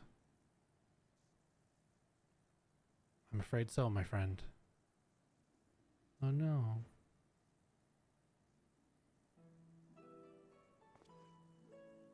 That will recall the hunt for Iceheart, unto whose sanctuary we delivered the owing to the knowledge of our comrade Monbrita. How could I forget Monbrita? How could I forget that beautiful woman? Both are authorities in their own right and are researchers of the Confluence. Haven't you gone to see them yet? I'm assuming he's talking about her parents because I accidentally skipped that thing. I attempted to do so earlier, but to my shame, my courage failed me at the last. As it hath, many times I thought to reach out to them after sending that fateful letter. Neither time nor introspection have revealed unto me the words I should speak, and thus have I kept my silence. Whether you come with us or no is your choice and yours alone. If it's too difficult, we'll manage. If it's too difficult, we'll manage. Thou art kind to say so, but I have no intention of forsaking our cause. I shall go to the Confluence, and I shall face that which hath long been overdue. If it's settled, then let us be off. When we arrive, we should look for a researcher named Kit.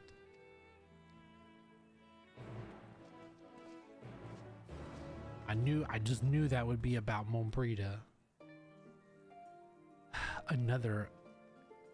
Another person that we got such short time with, and then they just ripped them from us. And I absolutely loved her character. She was great. I was gonna Aetheryte, but then I'm like, oh, it's just like right over here. It's just right over here I go as I walk down the path. Rosette Floette.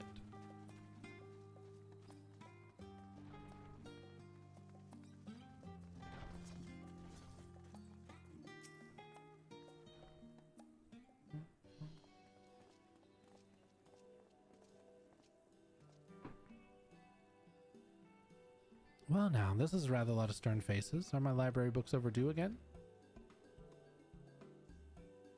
Not to our knowledge. We're associates of Kryle with the students of Baldesion. We seek passage to Thavnair and understand that you can assist us. Ah, test subjects. Welcome, welcome. Yeah, test subjects. Great. Oh, you hadn't heard? Well, then allow me to explain. So in order to travel into an Aetheryte, you ordinarily need to be attuned to it beforehand. Otherwise, you can't use it as a beacon or seek out while you're use it as a beacon to seek out while you're a mess of aether hurling through the life stream. An inconvenient but inconvertible limitation of Aetheryte teleportation. But what if I were to tell you that there's a way to travel into an Aetheryte without being attuned to it? A way to teleport instantly to places you've never been.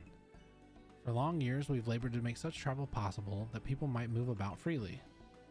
And we've finally done it. We've created a kind of Aetheryte that doesn't require attunement. Truly? That changes everything. Well, my language may have been a bit misleading. The user needs not attune to these Aetherytes, but the Aetherytes themselves must have been pre-attuned to each other, thereby facilitating travel between the 2 points.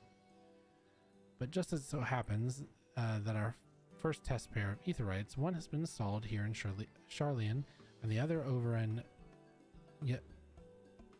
Yedlamad, a port town in Thavnair.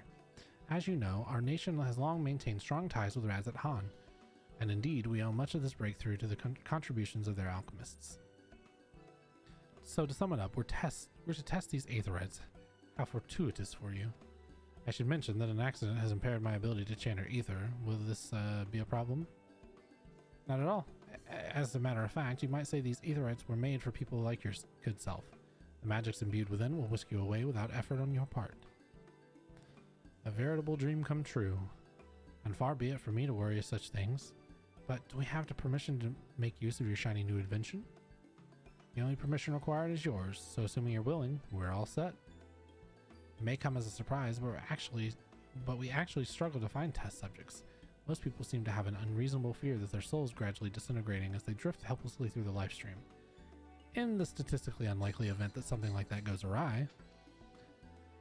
But that's how plain, but it's plain that you aren't most people. Mr. Skrull truly knows how to pick 'em.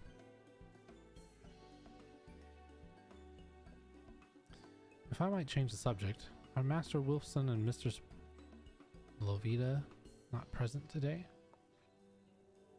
Oh, you didn't hear? They've recently resigned their posts. Their expertise was needed elsewhere. A large-scale project helmed by the Forum itself, as I understand, but I'm not privy to the details. God, they're mixed up in that shit too? I see. Any other questions? No? Then let's get going before you change your minds. Please see to your preparations and head outside to the Aetheryte Plaza, and I'll be there shortly. Everybody getting mixed up in this Forum project, and I don't like it. I don't like it one bit.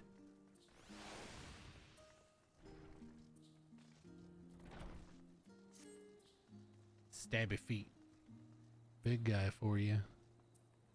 Hey, we got a big guy for you.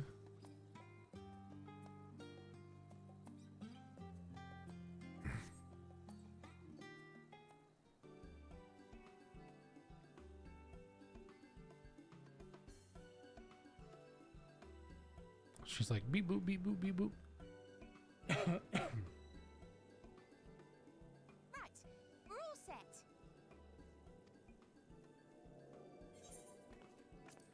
Just the four of you, was it? Yep, just us. 3. I'm already attuned to the crystal in Thavnair. Right. You are?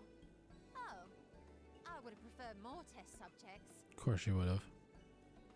Oh, well, never mind. If our 3 travelers could line up here, please.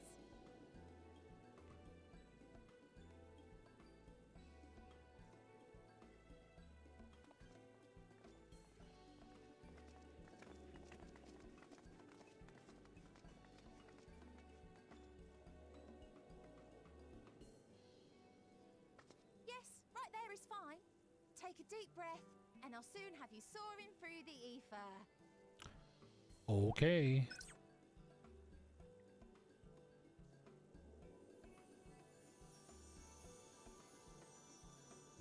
Please don't die. Please don't die. And one last thing.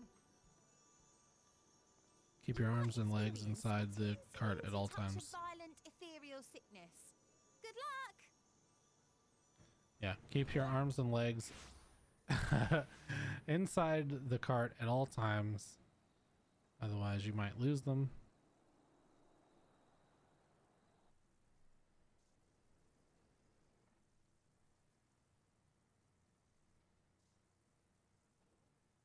What are you doing? What'd you do to me?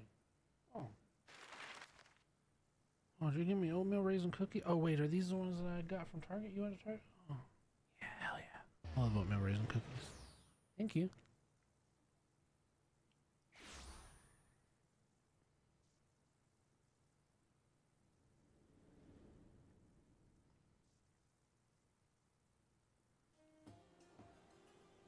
Thavnair, home to city-state Rads at Han. Rising from the southeast waters of the Bounty, this Isle of Plenty served as the battleground for a conflict between 2 peoples. Their cultures bled into one another until a unique amalgamation was distilled from the chaos, in a process not unlike their precious alchemy. Once solidified as a single nation, an adamant stance of neutrality would hold invaders at bay for a time.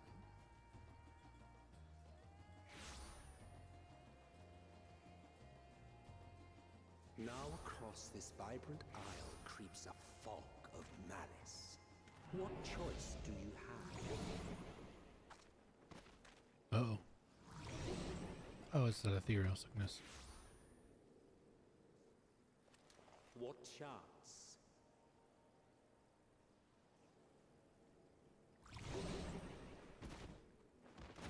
Is the queue just not popping for you, or does it keep kicking you out, giving you error? Against such an insidious foe.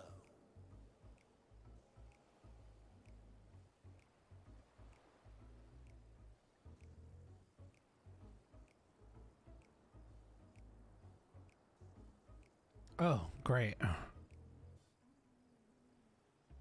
Because the dungeon's going to be that tower, isn't it?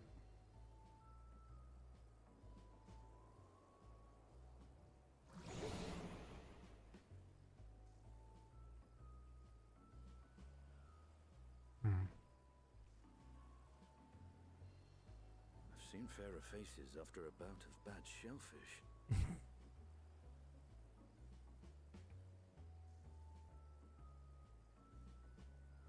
Let me bring you something to drink. That should help settle your bellies.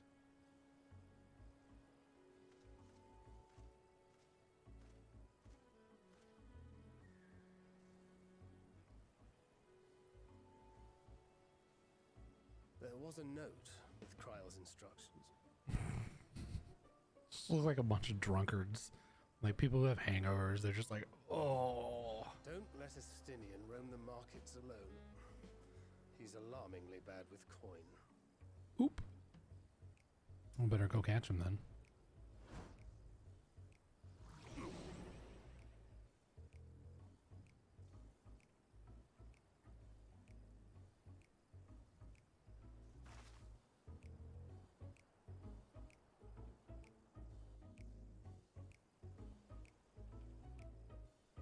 You managed to will yourself to your feet, but given your condition, will you be able to reach Estinian in time?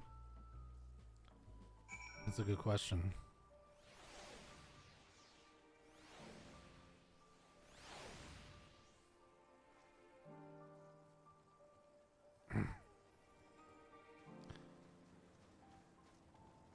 Well, we can find him.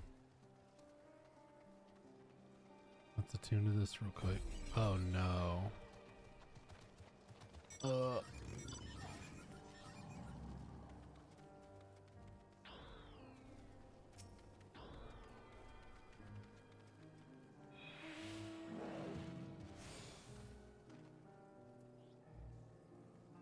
Okay, good. Oh no. Oh god, this is awful.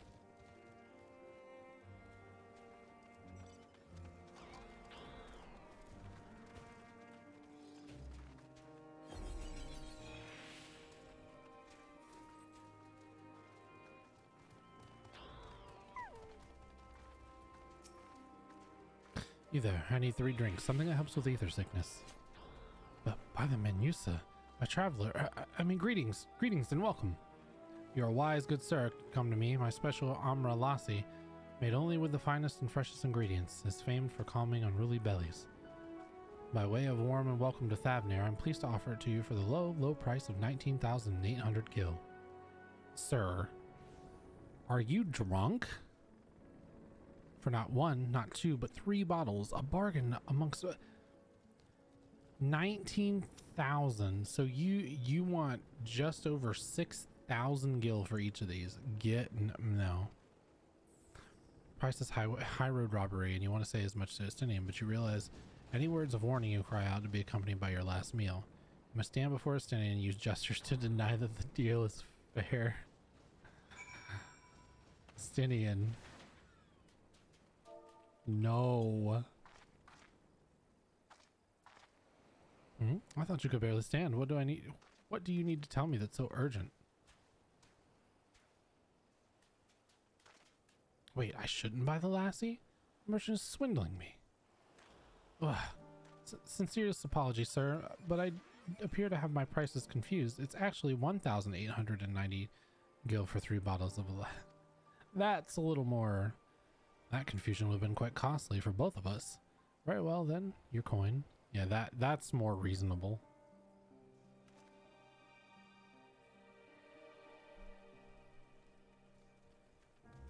Here, a bottle for each of you. Take them to the others and get some rest. I'll be back after I explore the town. Lord have mercy. This man was about to pay 18,000 gil for something.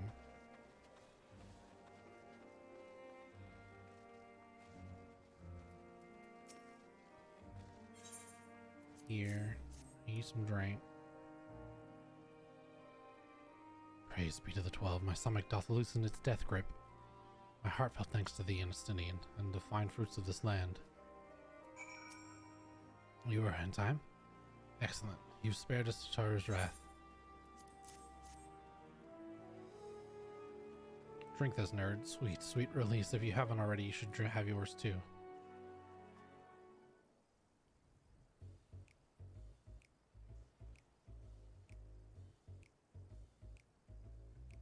Right. I'm ready to get on with it.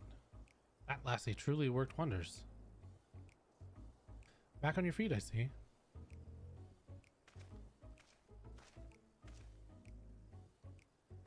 Thy hair. Aye, I bound it. 'Tis the most I could do against the heat, short of shedding my armor. May I ask where you got the cord for it? A local vendor. The man said it's Thavnairian weave, though it's not easily unraveled. And how much did it cost? 9,400 gil. A steal, I was told. This is nothing fancy, but I've always valued function over form. That's incredible. I dare say not even Alphino could hold a candle to you. There's just a whole... This whole portion is just how bad Estinian's money management skills are. It's not uncommon for merchants to set their prices high, but doesn't it seem excessive here?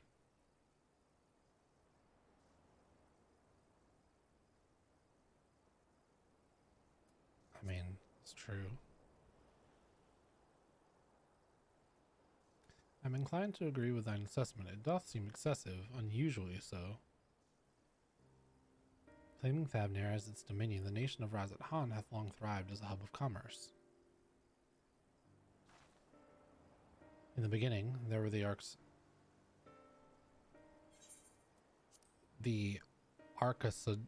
Arcasadora, the Matanga tribe indigenous to this land. Over time, they came to be joined by other races, and through their intermingling culture, a rich and distinct did emerge. From alchemy to textiles, the products of the Hanish culture have come to be celebrated and coveted by the world over, a development only aided by the nation's prime location as a waypoint betwixt east and west. All of this hath combined to make a trading power of Razat Han, yet such status cannot be taken for granted.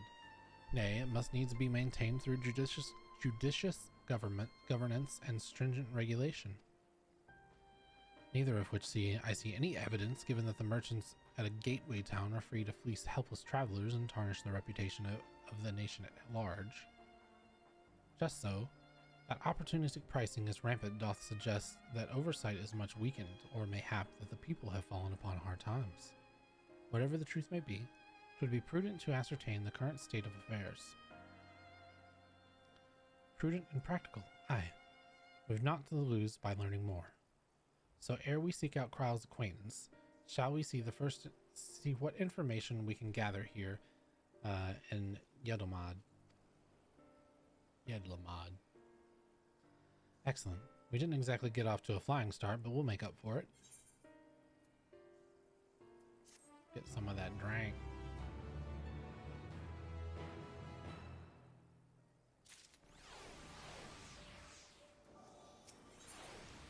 His stomach behaving once more, Thancred is ready to get to work. Right, let us split up and make the inquiries in town. Uriel, the pier is yours. Once we have learned what we can, we regroup by the Aetherite, off-putting though the mere sight of it may be.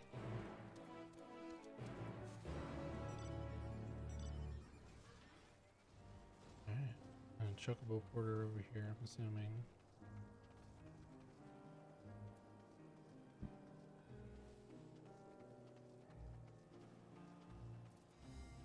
Oh, gemstone trader.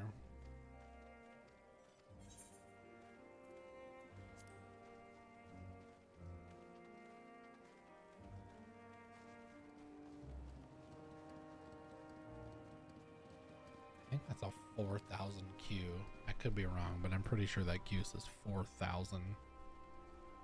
What a nightmare. No thanks. Glad I'm here.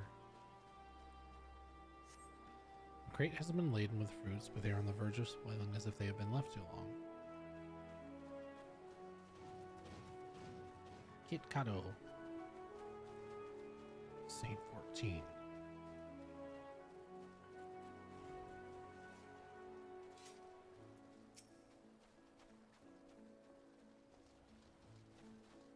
What am I doing? Oh, recording my sales. Still do it daily out of habit, though I don't know why I bother. I hardly sell anything these days. Business has never been this terrible, but I suppose things could have been worse. I could have a consortium to keep afloat, like Kazalzal. Kalzal. I don't envy his position. Better to be alone with my little operation, I've come to realize. You're a traveler, by the looks of it. If you have a moment, perhaps you could pay Kalzal a visit. He'd be glad for tidings from abroad. Like it as not, you'll find him at the Saltwind Sales, the Harbor Guild building across the water from here.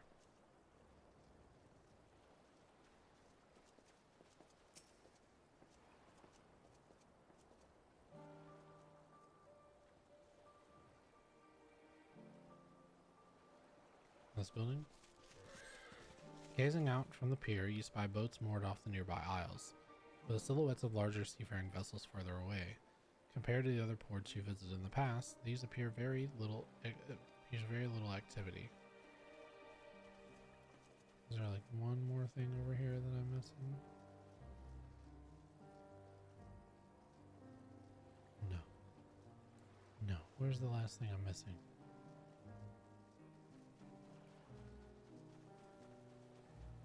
Oh, Kefraz. Well now, as if it isn't a traveler, you're a rare sight in these unsettled times. You've been giving us wide berth since that accursed tower suddenly appeared on Thavnair. If it just stood there and loomed ominously, perhaps things would be fine after a fashion, but no, it had to spawn fell fiends as well. We still have our lives thanks to the radiant host, but business is as good as that is dead. What will become of us? Only the gods know. Alright.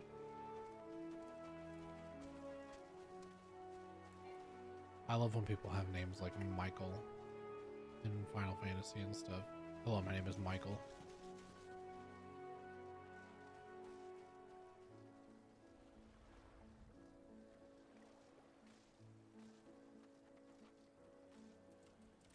Excuse me?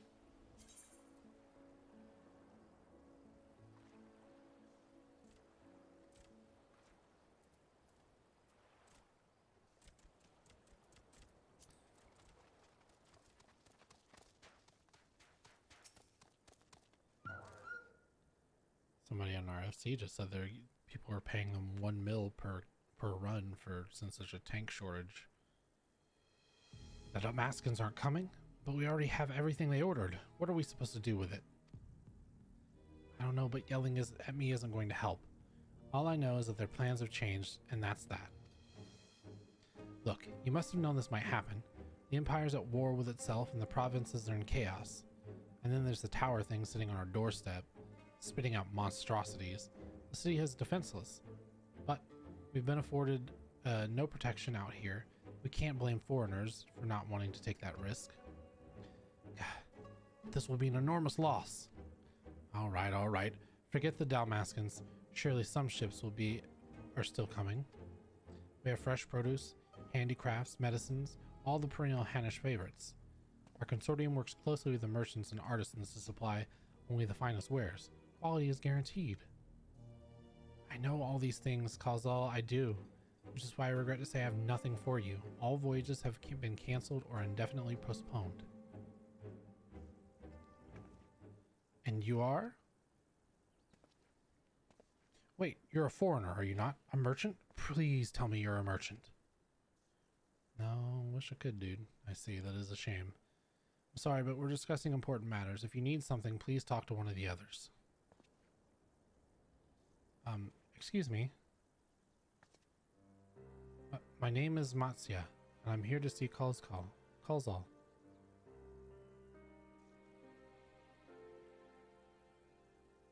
Oh, it seems he's busy. I'll come back later then. I love him. He looks so sad. I'm just like, alright, dude, whatever. Like, I guess. He looks so sad. Why he looks so sad? Matsya, come here. I gotta do that yokai event. I gotta do that when it comes around again, if it comes around again. Yes, can I help you? I remember seeing you back in the guild. You wanted to speak with Kazal too, did you? I'm Matsya, a fisherman of Akyali, a nearby village. I sell my catch to Kazal, who offers it to foreign merchants, but he hasn't bought anything for a while now. When I heard that the consortium had been struggling, I became worried and decided to come see him. Just as soon as he's free, anyway. He's a hardworking man, and I dare not disturb him. Got some gloves. They're probably... because my gloves are 5. Oh, well, actually, those are probably better. Yep.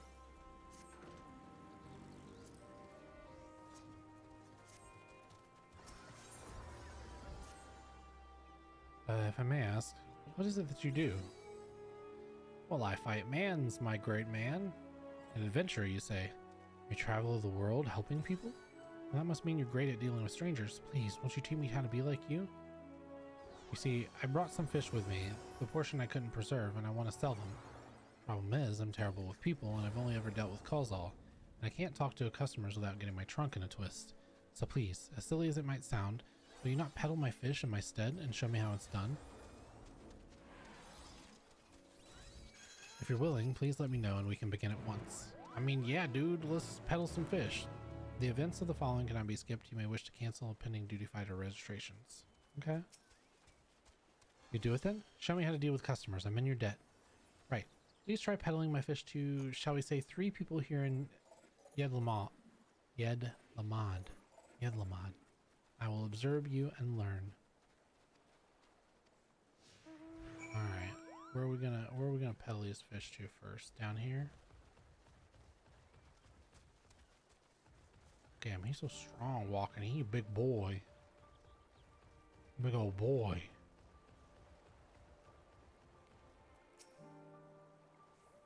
About to peddle these fish.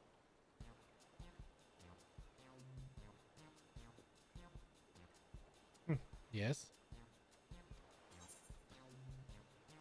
Greetings, friend. How fare you of late? Greetings to you too. I suppose I'm well enough given the circumstance.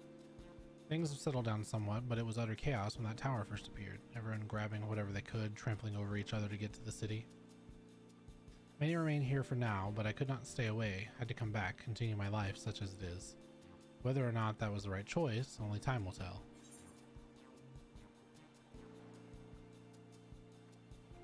No place like home, but don't do anything dangerous, huh? Oh, trust me, I don't.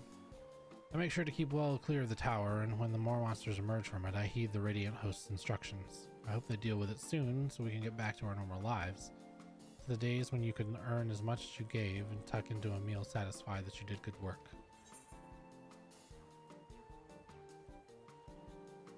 Speaking of meals, why not have fresh fish today? Fresh fish, you say? Oh, you're a fishmonger. When you bait me like that, how can I not bite? Very well, give me some of your fish.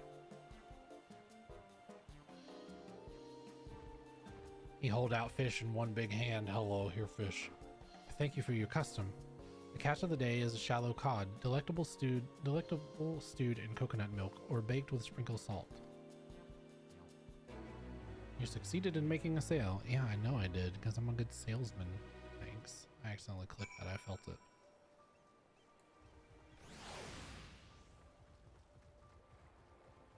I love this guy.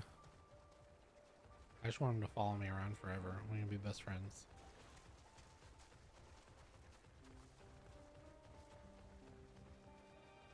Fish here, get your fish. Buy some fish for me.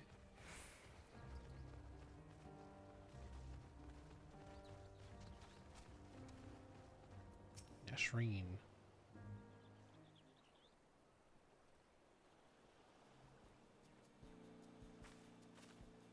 A hawker, are you? Do you sell fruit by chance?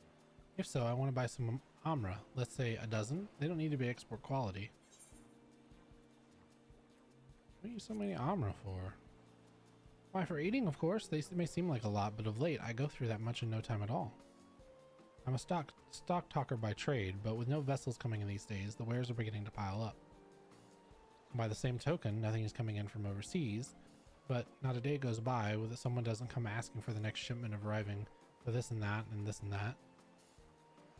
All of it wears me down, and I find myself feeling constantly hungry. Yeah, I know how you feel. Thank you. I pity you don't sell fruit, but I enjoyed our little chat. It took my mind off our troubles for the moment. Dang. I failed. Never mind. If nothing else, you left with a positive impression. Let's move on to the north side of town, shall we? Dang. Sorry, dude. I failed the sale. Not a good salesman, I guess.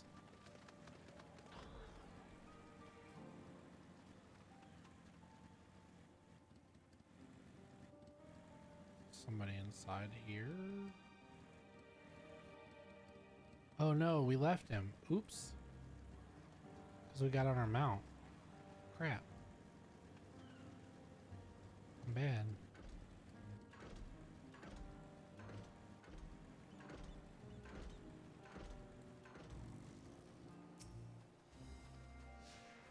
Sorry, dude.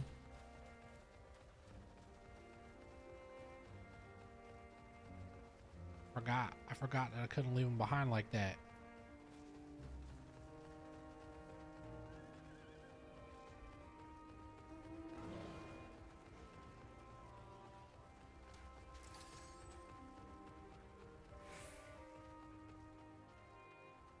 Is there an entrance to this building?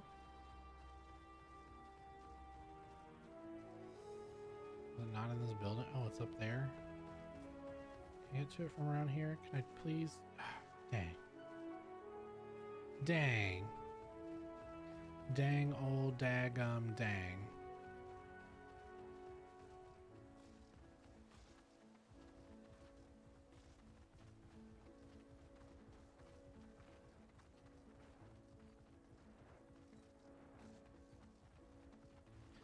Bazama. I'm gonna sell this guy some fish. What is it? If you don't mind, I'm rather busy. Oh god, it's my stomach.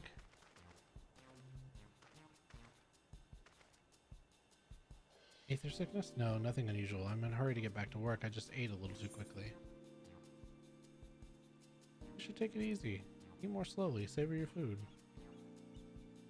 Would that I could. I can't afford to be idle. Like it is not, circumstances will surely get worse before they get better. And so I'm working as hard as I can while I still can. The better to be prepared. Industrious young man you are. It's not like I'm trying to impress anyone. Oh, excuse me, as we take care. Dang it!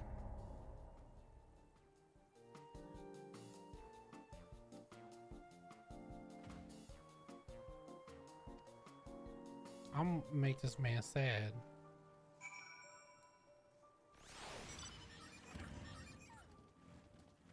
Okay. I'm gonna walk back there, bud.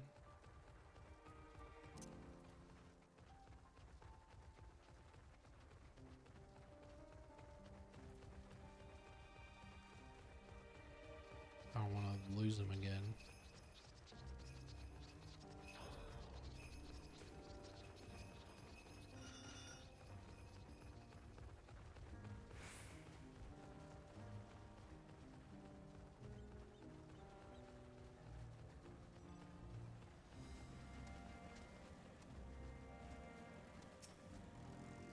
Talk to this man. Thank you so much for showing me how to talk to customers. You managed to sell one of the 3 people you approached. It was difficult, but when you put your mind to it, you succeeded. Though you did fail too, but there are lessons to be learned in both successes and failures. By applying yours, I'll endeavor to become a better peddler.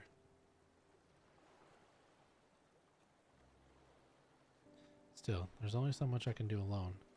I hope that things will return to normal for Kazal soon.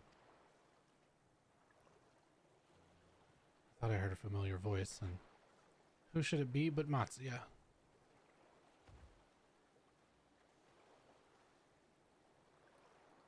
Kazal, have you finished your business with the guild? So, you were there too. Forgive me, try as I might, I can't find any buyers. With no ships coming in and hardly any going out, there simply aren't any options at this rate. So you can't buy my fish anymore? I'm sorry, Matsuya. I truly am, but for now, you must peddle your own goods. But by myself, I can't. I want to help you, I do, but as it stands, I can barely help myself. I poured all my all into the consortium, and I'll be damned if I let that fall apart. My friends and families depending on me, and I won't fail them. The sisters as my witness. Calls off. Not to worry. Using what I've learned from you, I'm sure I'll manage somehow.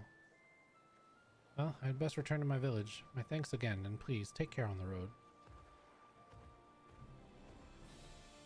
No. No. Go back. We can get on our mount now. Go back to Thanker real quick. Big McLarge huge. Classic. Legendary adventure. Big McLarge huge. I see you've been busy. Managed to learn a tidbit or two, I trust. I see. We also learned that the tower is affecting many locals' livelihoods, but I think that it would be to such an extent. If another notable, if not wholly unexpected discovery, disappearances, and kidnapping are disturbingly commonplace. As before, the culprits are almost certainly tempered Imperial soldiers. And as before, they mean to use the faith of their helpless thralls to call forth a lunar primal. Business as usual for the Talafaroi. Alright. Okay. So I am going to I've streamed 6 hours today, so I'm probably going to end it there. But I appreciate you guys coming and there we go. Everything didn't trigger there. Yeah. I appreciate you guys coming and hanging out. I'm probably going to play offline, but I'll make sure to do recordings so I can upload videos and whatnot for everything that's missed. But I appreciate you guys coming and hanging out. Work tomorrow, probably no stream tomorrow night. Actually, maybe stream tomorrow night because I think Moon is going to do something. So I may stream tomorrow night. We'll see. And then, yeah, otherwise I'll see you on Monday, just like normal. If you enjoyed everything today, if you want to support the stream, don't forget to like the video and subscribe to the channel just to make sure you don't miss anything that we post or we do here. And I will see you lovely people later. Have a good night. Bye.